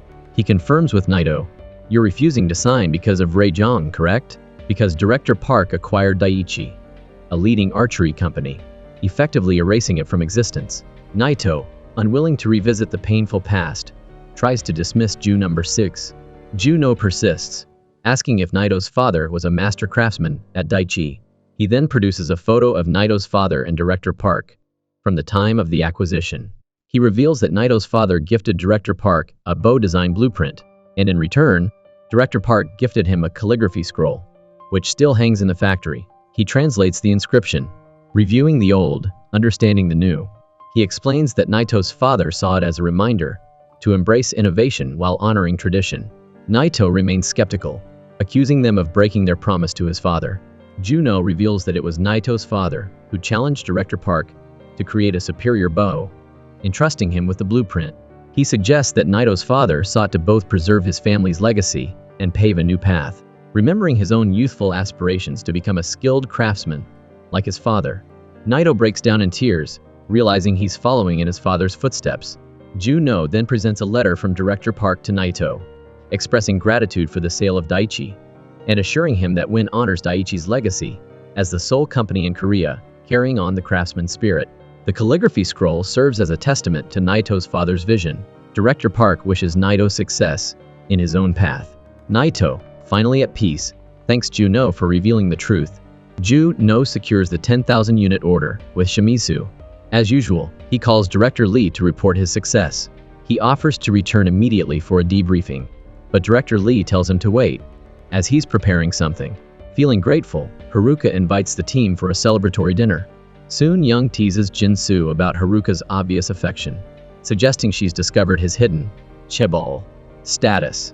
Haruka lingers, gazing at Jin-Soo and the socks he gifted her. At the Sanin board meeting, Director Ha is confident he can finally oust Director Lee.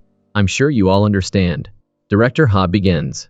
Today we'll discuss Win and its failure to list on the stock exchange. He's unaware that Director Lee has been planning his countermove.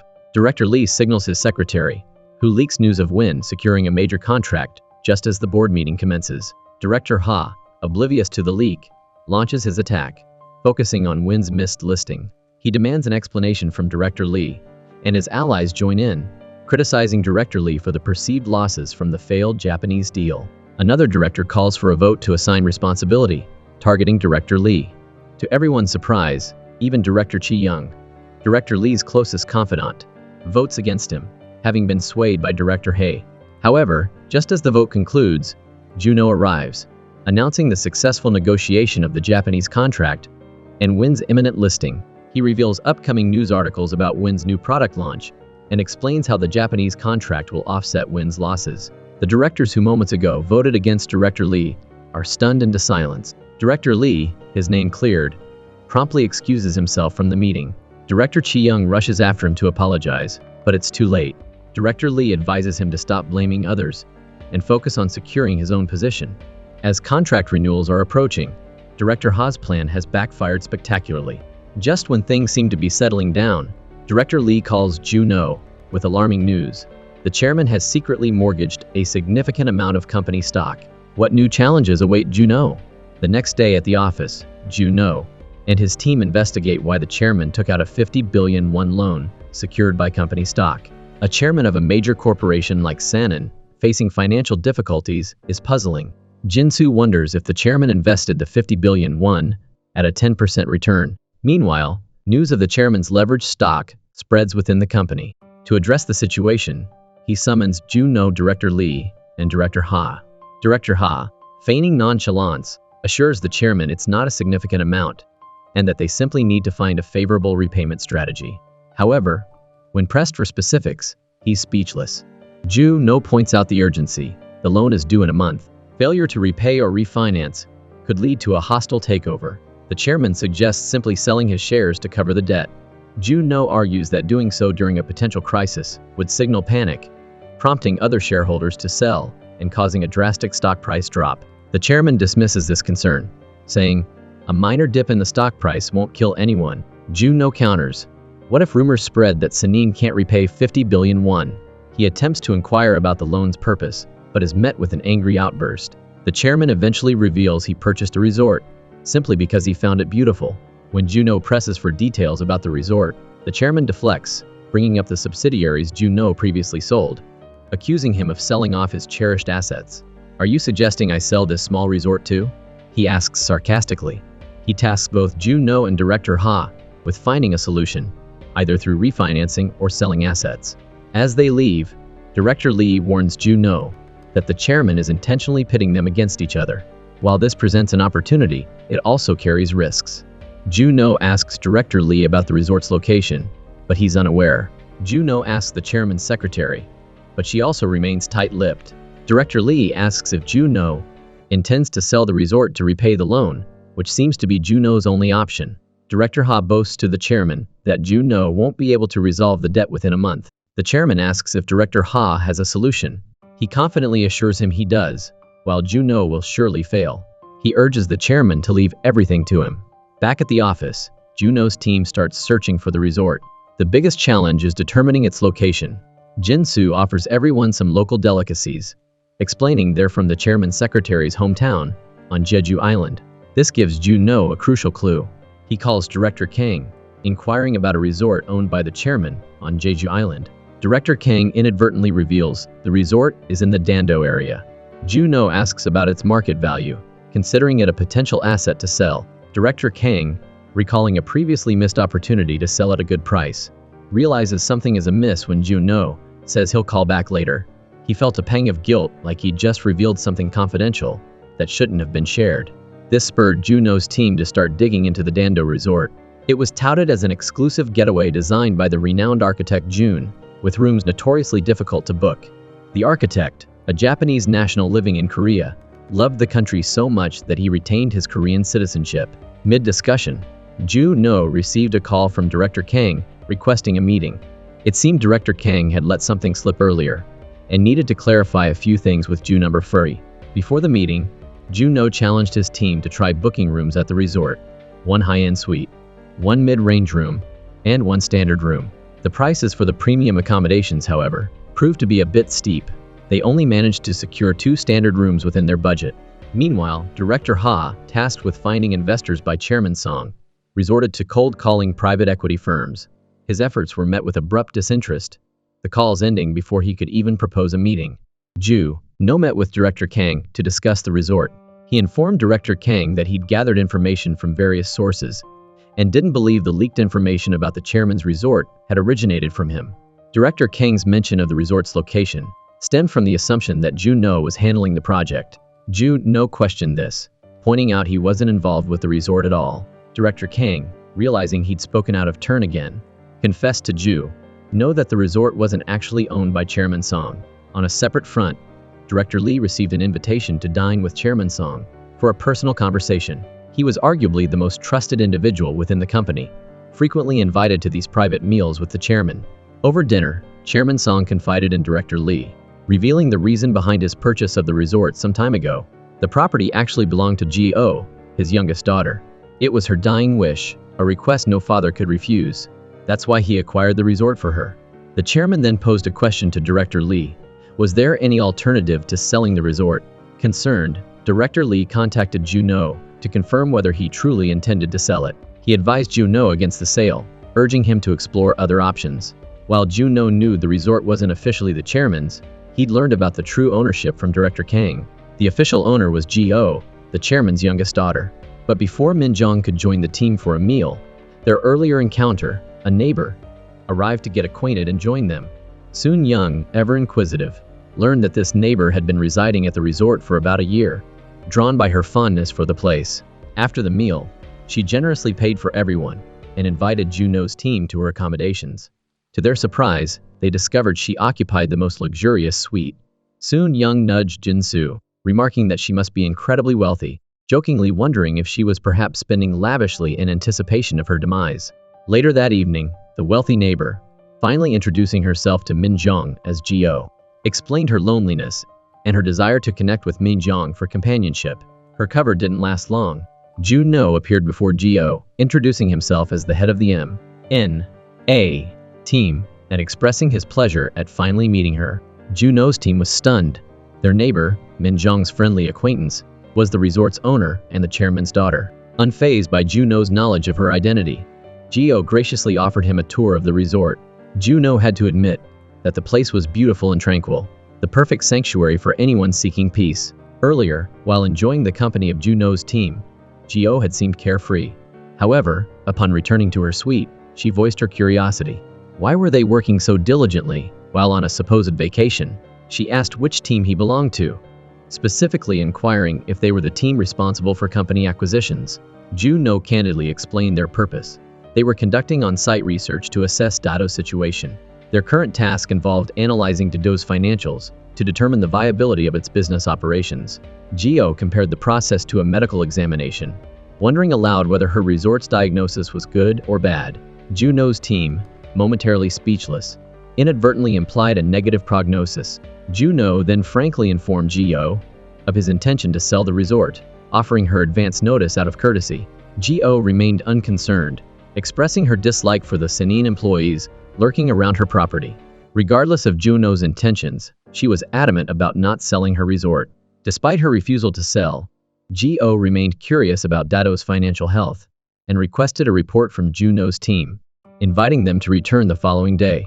She wanted to understand their proposed solutions for saving Dado. Meanwhile, Director Ha, desperate to secure funds to repay Chairman Song's debts, met with private equity investors. However, the failed Chacha game acquisition and the resulting financial losses had made the investors wary. This time, they sought something more substantial.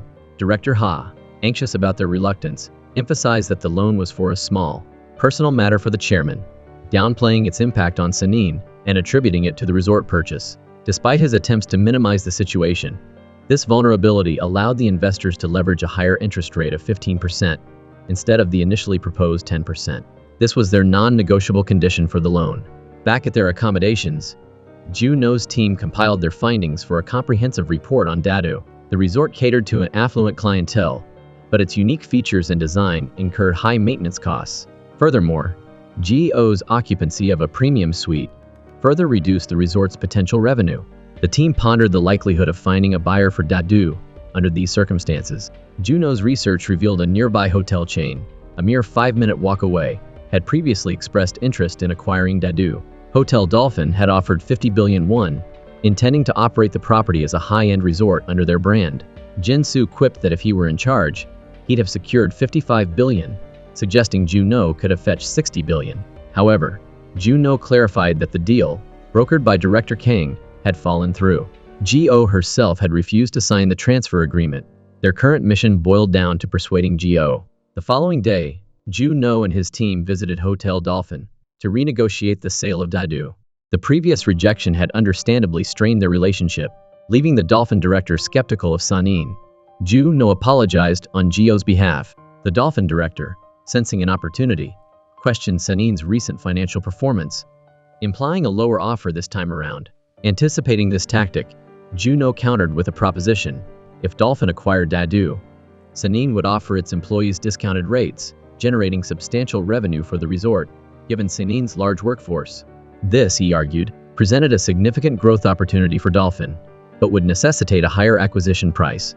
Joo-No expressed his confidence in the director's management skills, downplaying the previous operational losses. He framed the offer as a mutually beneficial opportunity. The Dolphin director, after a thoughtful sip of tea, countered with a 50 billion won offer, their previous maximum. Joo-No reminded him of their own precarious position, needing to convince Joo. He declared 60 billion won as their minimum acceptable price, effectively ending the negotiation if Dolphin refused.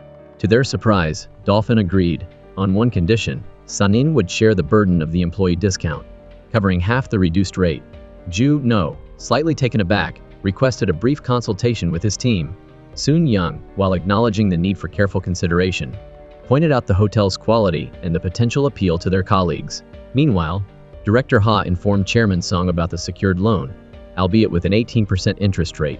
It appeared Director Ha intended to pocket a 3% commission. However, the chairman, ever meticulous, balked at the 18% rate, having initially refused even 15%. He demanded Director Ha renegotiate for a 10% rate, or forego the loan entirely.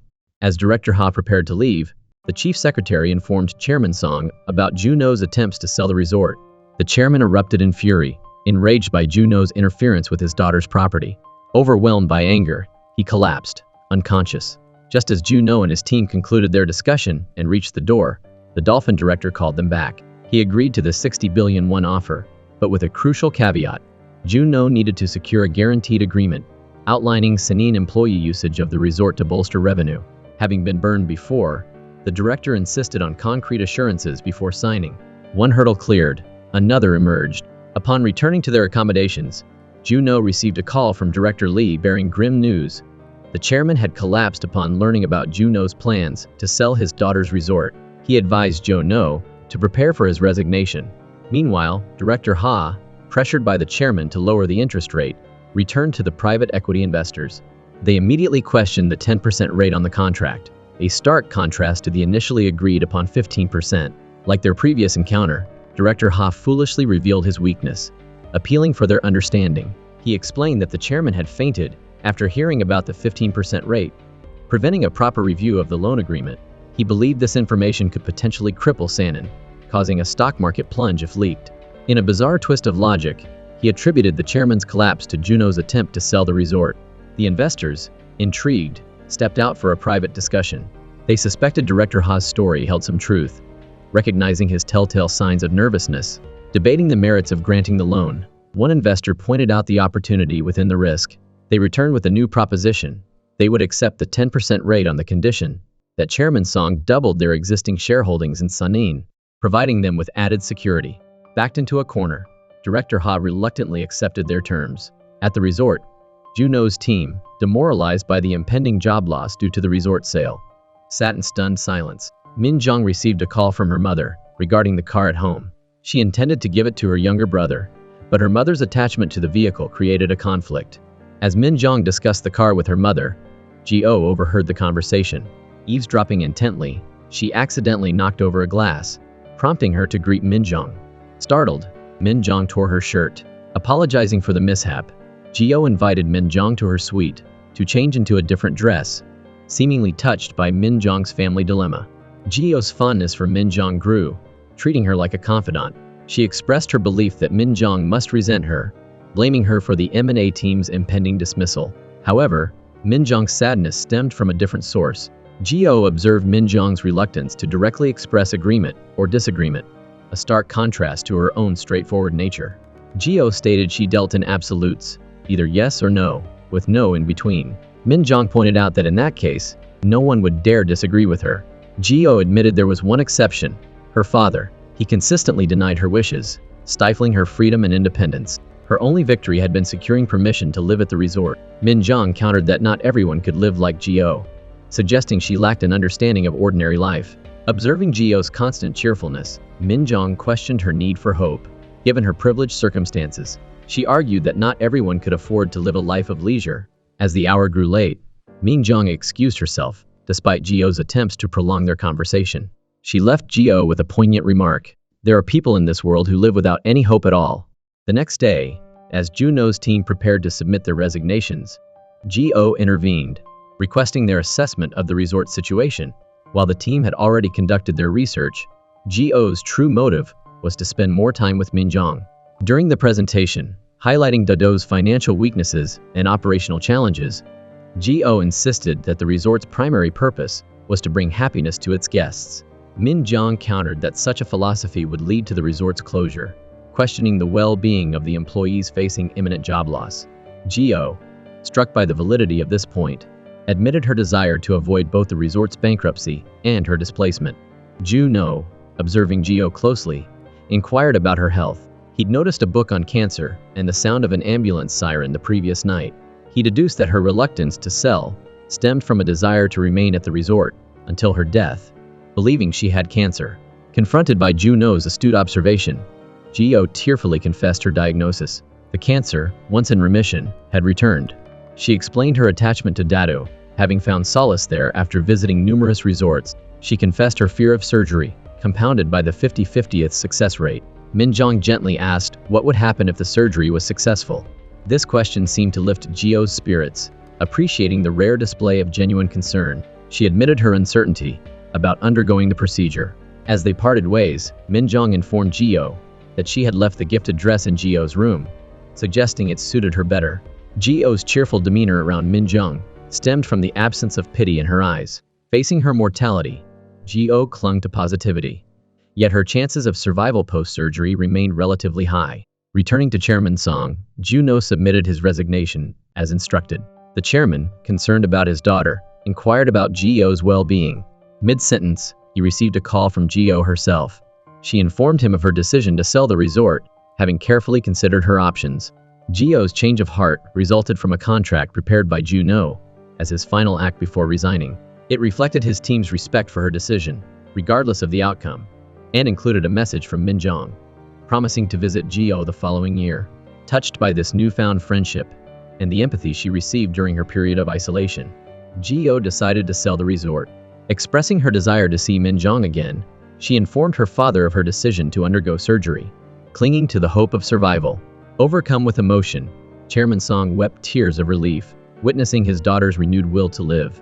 Sparked by a mysterious friend, Joo-No instructed her father to proceed with the existing contract, expressing gratitude for the opportunity to meet such wonderful people. After the call, Chairman Song turned to Joo-No, asking how he could repay this kindness. The contract contained a clause granting Joo-No permanent ownership of a private suite at the resort until her death, explaining her willingness to accept others' affirmative responses. The chairman then posed a question to Joo-No Shen. Would you be interested in taking on a senior leadership role? Upon hearing the chairman's offer, Joo-No boldly requested a position on Sanin's board of directors. The chairman then asked Joo-No if he owned hiking boots. At Sanin, there was a well-known anecdote about the chairman. An invitation to hike signified the bestowal of a new project or responsibility. This hiking tradition stemmed from the chairman's belief in fortune-telling, which indicated an abundance of water in his destiny. To mitigate potential misfortune, he needed to redirect the flow of this symbolic water. Since trees and earth couldn't alter water's course, he chose mountain climbing, viewing it as a symbolic act of redirecting his fortune while simultaneously delegating tasks. Rocks, being resistant to erosion, represented a suitable barrier against the flow of water in his destiny. He incorporated this spiritual element into his professional life. Reaching the summit, Chairman Jin tasked Joo-No with selling their golf subsidiary. The next day, Director Ha expressed his discontent with Joo-No's rapid ascent to the board, but the chairman dismissed his concerns, emphasizing that competence deserved recognition. He also revealed his plans to revive their construction business. Director Ha protested, citing the mandatory 5-year waiting period after selling their previous construction company. Unfazed, the chairman instructed him to find legal loopholes and begin laying the groundwork. Within Joo-No's team, Min Jong discovered the golf subsidiary's poor performance. Jin Soo remarked on the decline in golfing among his acquaintances, speculating this contributed to the chairman's decision to sell. Meanwhile, Director Lee summoned Director Oh. Bearing gifts, Director Oh apologized for his earlier vote against the unlisted Win acquisition. However, Director Lee's purpose was to inform him about the impending sale of Director Oh's subsidiary. Instead of punishment, this was a strategic move to facilitate Joo-No's board appointment, requiring Director Oh's cooperation.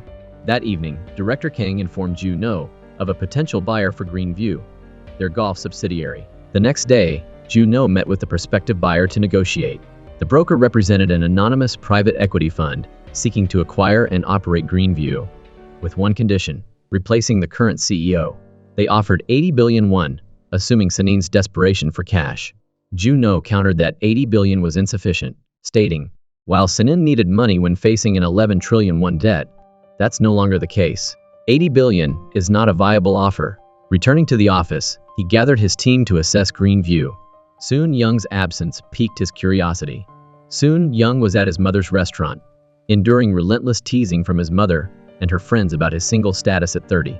Unfazed by their comments about others having multiple children, he was interrupted by the arrival of old friends, who happened to be executives at Greenview.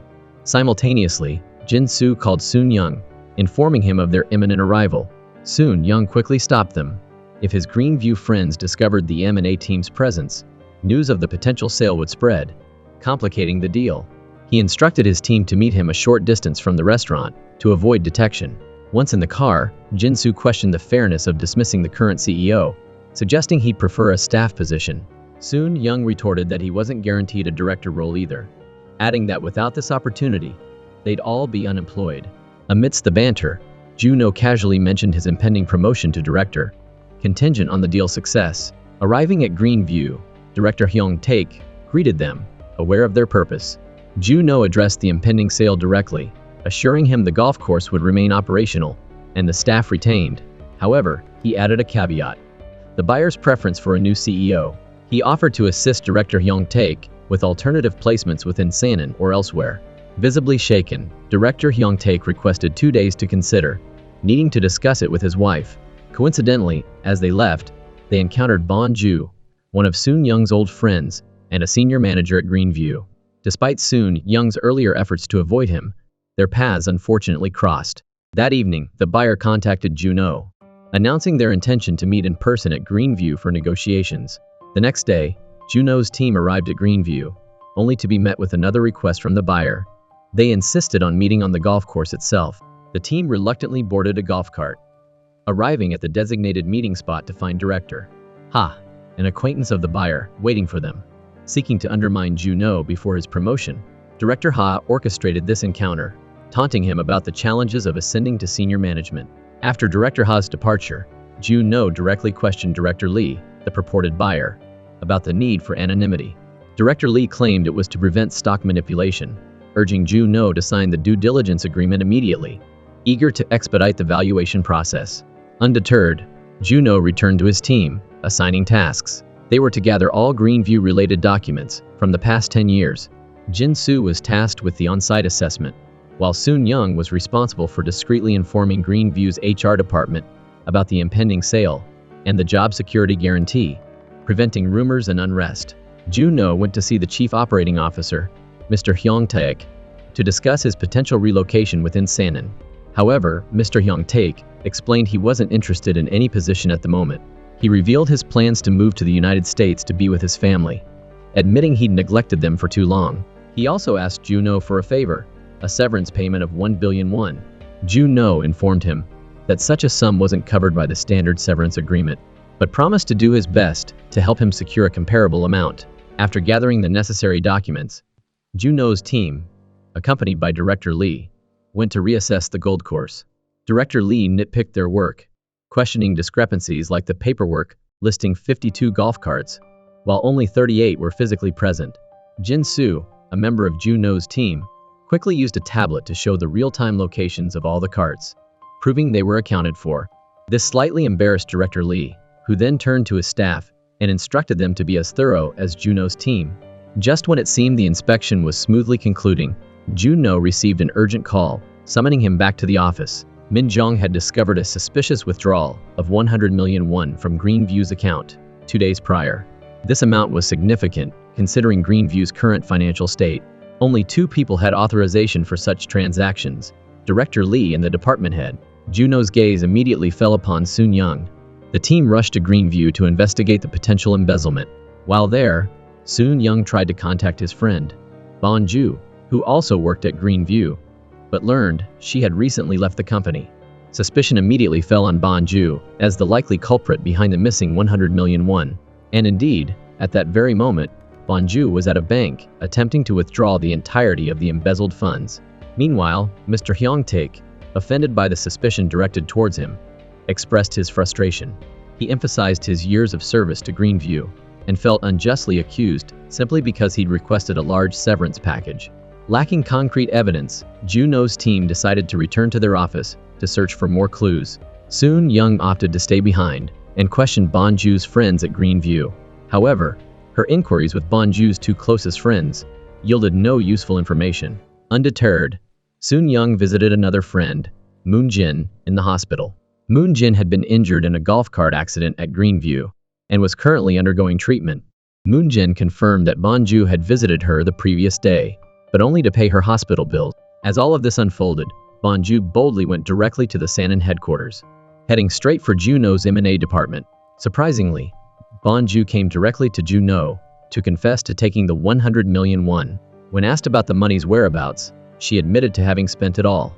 Soon, Young informed her of the potential consequences: 1 to 3 years in prison, or at the very least, being blacklisted from the industry for embezzlement. Bon Joo accepted the possibility of a year in prison, but then inquired about the penalty for embezzling 1 billion won. This stunned everyone, making them wonder if she had stolen even more money. Bon Joo clarified that she hadn't taken the billion won, but someone else had. The next day, Joo-No's team confronted Mr. Hyung-taek at Greenview. Seeing them arrive, Mr. Hyung-taek rushed to his office to grab his passport and flee, but Joo-No intercepted him. He questioned Mr. Hyung-taek about his attempted escape to the U.S. Caught red-handed, Mr. Hyung-taek agreed to answer their questions. Joo-No asked if he knew about Bon Joo's embezzlement. Their investigation revealed that Mr. Hyung-taek had been charging a 300,000 won training fee to each new employee at Greenview. Furthermore, they discovered an incident involving an injured employee. It turned out Bonju had used authorized signatures to access the funds, claiming they were for her friend's medical expenses, essentially treating it like an insurance claim the company should cover. This expense should have been Mr. Hyung Taek's responsibility. Lacking definitive proof, Joo-No's team returned to their office to discuss their next move. Joo-No suspected Mr. Hyung Taek's actions had a deeper reason and didn't want to completely expose him. Instead, he approached Director Jo with a fabricated story about a business deal involving Mr. Hyung Taek that was now complicated by the embezzlement scandal, asking for his assistance. He then had Soon Young deliver a document to Mr. Hyung Taek, framing the incident as a forced resignation with a penalty. Mr. Hyung Taek would be detained until the investigation into the missing billion was complete. Joo-No then met with Director Lee, hoping to negotiate a less severe penalty for the embezzlement. He proposed a plan to recover the full 1.1 billion. Director Lee, however, was furious. He refused to work with anyone who stole from the company and insisted on firing all the Greenview employees involved. Upon returning to his office, Joo-No informed Executive Director Lee about Director Hoon Min's plan to fire the entire Greenview staff. They realized Director Hoon Min from the HR department had ulterior motives. The situation was no longer just about Joo-No securing a business deal. It was about the chairman's intention to regain a foothold in the construction industry. The task assigned to Joo-No was a deliberate challenge. The acquisition was essentially a transfer of assets from one hand to the other within the company. In his office, the chairman revealed his plan to use the land for high-rise apartment buildings, a move to re-enter the construction industry by developing the golf course. However, this violated existing industry regulations. Joo-No realized he couldn't stop the chairman, so he decided to play along while subtly undermining the plan. The next day at work, Director Jo summoned Joo-No to his office. He had investigated Mr. Hyung Taek and discovered accomplices in the Greenview operation, but he was puzzled because no one in the operations department held a high-ranking position. Joo-No explained that the department only consisted of golf instructors, suggesting that the money might have been funneled through them. Director Jo then asked about Joo-No's plan for the impending layoffs at Greenview.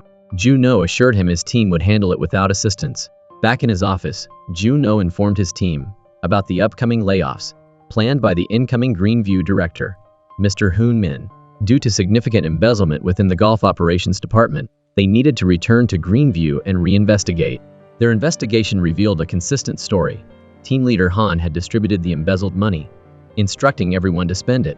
Joo-No then instructed Min Jong to add the two embezzlers to the layoff list, prompting Jin Soo to question if they were simply going to gradually dismiss all Greenview employees. He wondered why the new director wanted to fire everyone. Joo-No revealed the chairman's plan to rebuild Sanin's construction division using the golf course land. The acquisition was merely a pretext for realizing the chairman's ambition, which explained his initial desire for anonymity. However, Joo-No knew someone who could overrule the chairman, Director Yan Woo, who had previously purchased Sanin's construction company. Joo-No met with Yan Woo and directly addressed the chairman's plan to re-enter the construction industry, which violated their agreement prohibiting Sanin from doing so for at least 5 years. Yan Woo, surprised by Joo-No's candor, asked why he was revealing this information. Joo-No simply stated it was his duty. Intrigued, Yan Woo asked how she could help. Joo-No's response: "Do you know how to climb a mountain?" The following day, as the chairman and other executives were mountain climbing, Yan Woo appeared with her legal counsel. Surprising the chairman, she casually remarked, "You enjoy mountain climbing too? Seeing everyone together like this makes me wonder if you're up to something behind the scenes. I'm sure it's nothing, though." Following the pointed greeting, the chairman abruptly decided against mountain climbing and returned to his office. He understood Director Yan Woo's subtle message and nervously asked Director Ha about her. "She's quite financially powerful, isn't she?" he inquired, clearly worried about potential breach of contract penalties. At that moment, Joo-No arrived to inform the chairman about the sale of Greenview Golf Course, mentioning he had already laid off all the employees. The buyer was none other than Director Lee Hoon Min, representing an investment fund. Director Ha questioned why Joo-No was reporting this to the chairman. Joo-No explained that the chairman cared deeply for Sanin employees, and that the sale of Greenview was a significant matter deserving of his attention. Upon hearing this, the chairman ordered Joo-No to cancel the sale, adding that Joo-No wasn't qualified for a senior leadership role. He saw through Joo-No's facade recognizing the report as a veiled reminder of his impending contract violation. This realization prompted his demand to halt the sale. Back in his office, Joo-No met with an associate who was disappointed about not being appointed to the board of directors. Their long-planned scheme couldn't wait any longer, so Joo-No instructed his associate to proceed. The next day at Sanin, invitations to a shareholders' meeting were circulated. Consequently, an inspection team arrived at Joo-No's office, seizing his records and accusing him of insider trading and unauthorized use of confidential information. Holding the audit notice in his hand, Joo-No realized he had been caught in someone else's scheme. The accusations against Joo-No for stock manipulation involved a pharmaceutical company. Years earlier, Go, representing the pharmaceutical company, had approached Director Ha. Dr. Go explained that his company's new drug had entered its third phase of clinical trials and desperately needed R&D funding. Hoping Sanin would invest, the required investment was 8.7 billion won. Director Ha, driven by greed, subtly hinted at the need for a bribe. Dr. Go offered 500 million won in commission, but Director Ha scoffed, dismissing it as a paltry sum. Later, Director Ha discussed the pharmaceutical company with Joo-No, his former subordinate and trusted aide. He explained his intention to not only invest, but also acquire a stake in the company. Director Ha's proposal seemed flawless, and the deal appeared highly beneficial to Sanin. Consequently, Joo-No agreed to meet with Dr. Go. During their meeting, Dr. Go feigned sincerity, claiming his motivation for developing the drug stemmed from his child's struggle with a rare disease. However, Director Ha coached Dr. Go on how to handle Joo-No's scrutiny. Therefore, Dr. Go intentionally inflated the required investment to 12.154 billion won, delivering his pitch flawlessly. Director Ha subtly coordinated with Dr. Go throughout the process. Finally, they reached an agreement, granting Sanin a week of exclusive negotiation rights to complete due diligence on the pharmaceutical company. The next day, en route to the site visit, Joo-No contacted lawyer Oh and Min Jong, members of his due diligence team. While reviewing the documents, he discovered the drug was initially developed in the U.S., raising concerns about potential copyright infringement. Lawyer Oh confirmed that the U.S.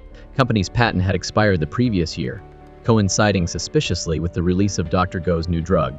Furthermore, the drug's composition was nearly identical to the American version.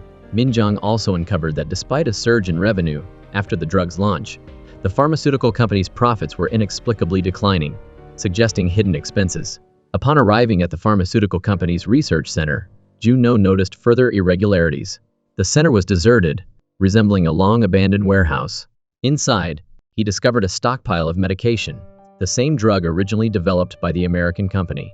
Joo-No deduced that the pharmaceutical company wasn't conducting any actual research or even replicating the formula. They were simply rebranding the American drug and reselling it. Min Jong's investigation confirmed his suspicions, revealing that the company's expenses were primarily for importing the drug from the U.S. It was a blatant scam. Joo-No urgently tried to contact Director Ha, but was greeted by Dr. Go's voice on the other end. Unbeknownst to Joo-No, Director Ha was meeting with Dr. Go, who had proposed a scheme to manipulate the company's stock price illegally, promising Director Ha hundreds of billions of won in profit.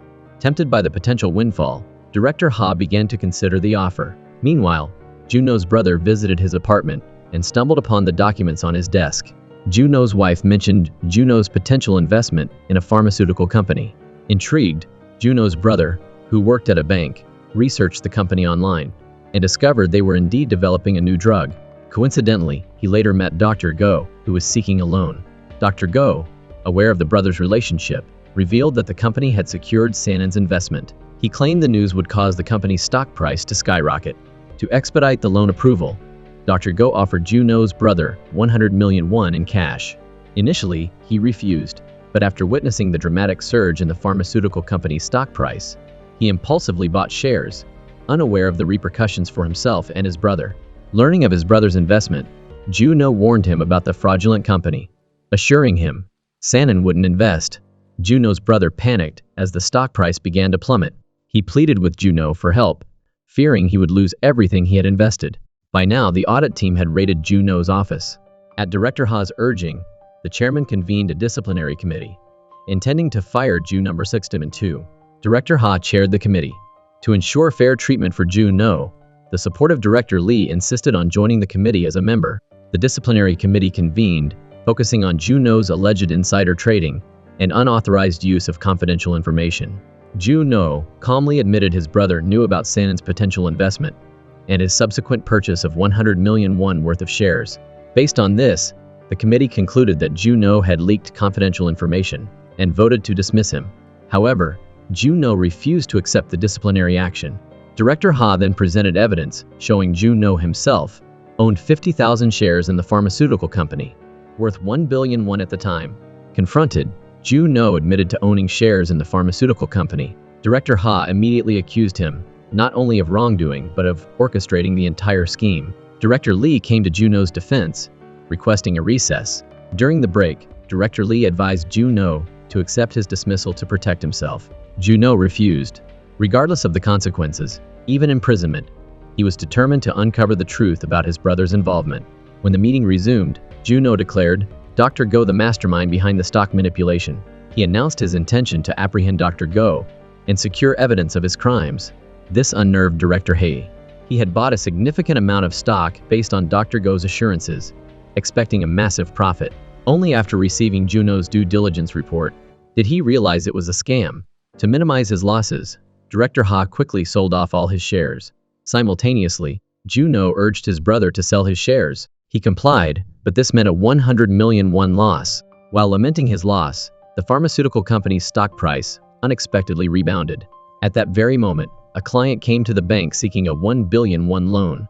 Desperate to recoup his losses, Joo-No's brother embezzled the funds and reinvested in the stock. Coincidentally, the shares he bought were the very ones Director Ha had just sold. Director Ha was surprised that someone had immediately purchased his hot potato stock. Back at the disciplinary committee, to avoid exposure, Director Ha relentlessly blamed Joo-No, repeatedly questioning his ownership of the 50,000 shares. Joo-No calmly explained that the shares weren't his. After embezzling the funds and reinvesting, Joo-No's brother had witnessed a further decline in the stock price. Unable to cope with the devastating loss, he took his own life. Joo-No inherited his brother's estate, including the 1 billion won debt and the 50,000 shares. Due to Joo-No's explanation, the committee adjourned for 2 hours. Director Ha assumed Joo-No was cornered, unaware of his next move. Joo-No had entrusted the task of finding Dr. Go and securing evidence to a deliveryman, Mr. Yang, his former senior colleague. Mr. Yang had also been entangled in the pharmaceutical company scandal years earlier, serving time in prison for his unwitting involvement. Seeking revenge, he partnered with Joo-No, using his delivery job as a cover to infiltrate Dr. Go's current workplace and steal his laptop. However, the laptop was password protected. The afternoon session of the disciplinary committee was about to begin. Joo-No handed the laptop to his team, instructing them to crack the password while he attended the meeting. He went into the meeting guns blazing, pointing his finger directly at Director Ha, claiming to have concrete evidence. He believed Dr. Go, as a precaution, would have kept records of Director Ha's involvement in the stock manipulation on his computer. Fortunately, his team managed to locate the representative from the gaming company they had previously worked with. With his help, they cracked the password and found the incriminating files detailing Director Ha's insider trading. Joo-No read the files aloud, exposing Director Ha's crimes. He also produced records of his brother's stock transactions, revealing that after selling his initial shares worth 1 billion won, he had repurchased 50,000 shares just 1 minute after Director Ha sold his. The evidence was irrefutable, but Director Ha still attempted to defend himself, claiming he hadn't profited much from the initial purchase. Joo-No countered that merely holding the pharmaceutical company's stock constituted illegal activity. Director Ha flew into a rage. The chairman subsequently fired him. Late that night, Director Ha returned to the company to collect his belongings.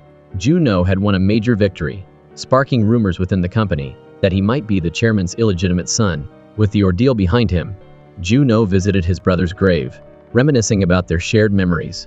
Soon after, Go and his accomplices in the stock manipulation scheme were arrested. With the stock incident resolved, Joo-No turned his attention back to Sanin's remaining debt. The private equity firm that had loaned Sanin money arrived for a briefing on the company's plans. To the chairman and Joo-No's astonishment, the investment firm had a new director, none other than the recently dismissed Director He. Seeing him working for the private equity firm, Joo-No knew this complex corporate battle was far from over. This concludes the movie. Thank you for watching. Don't forget to like and subscribe for more great films. See you next time.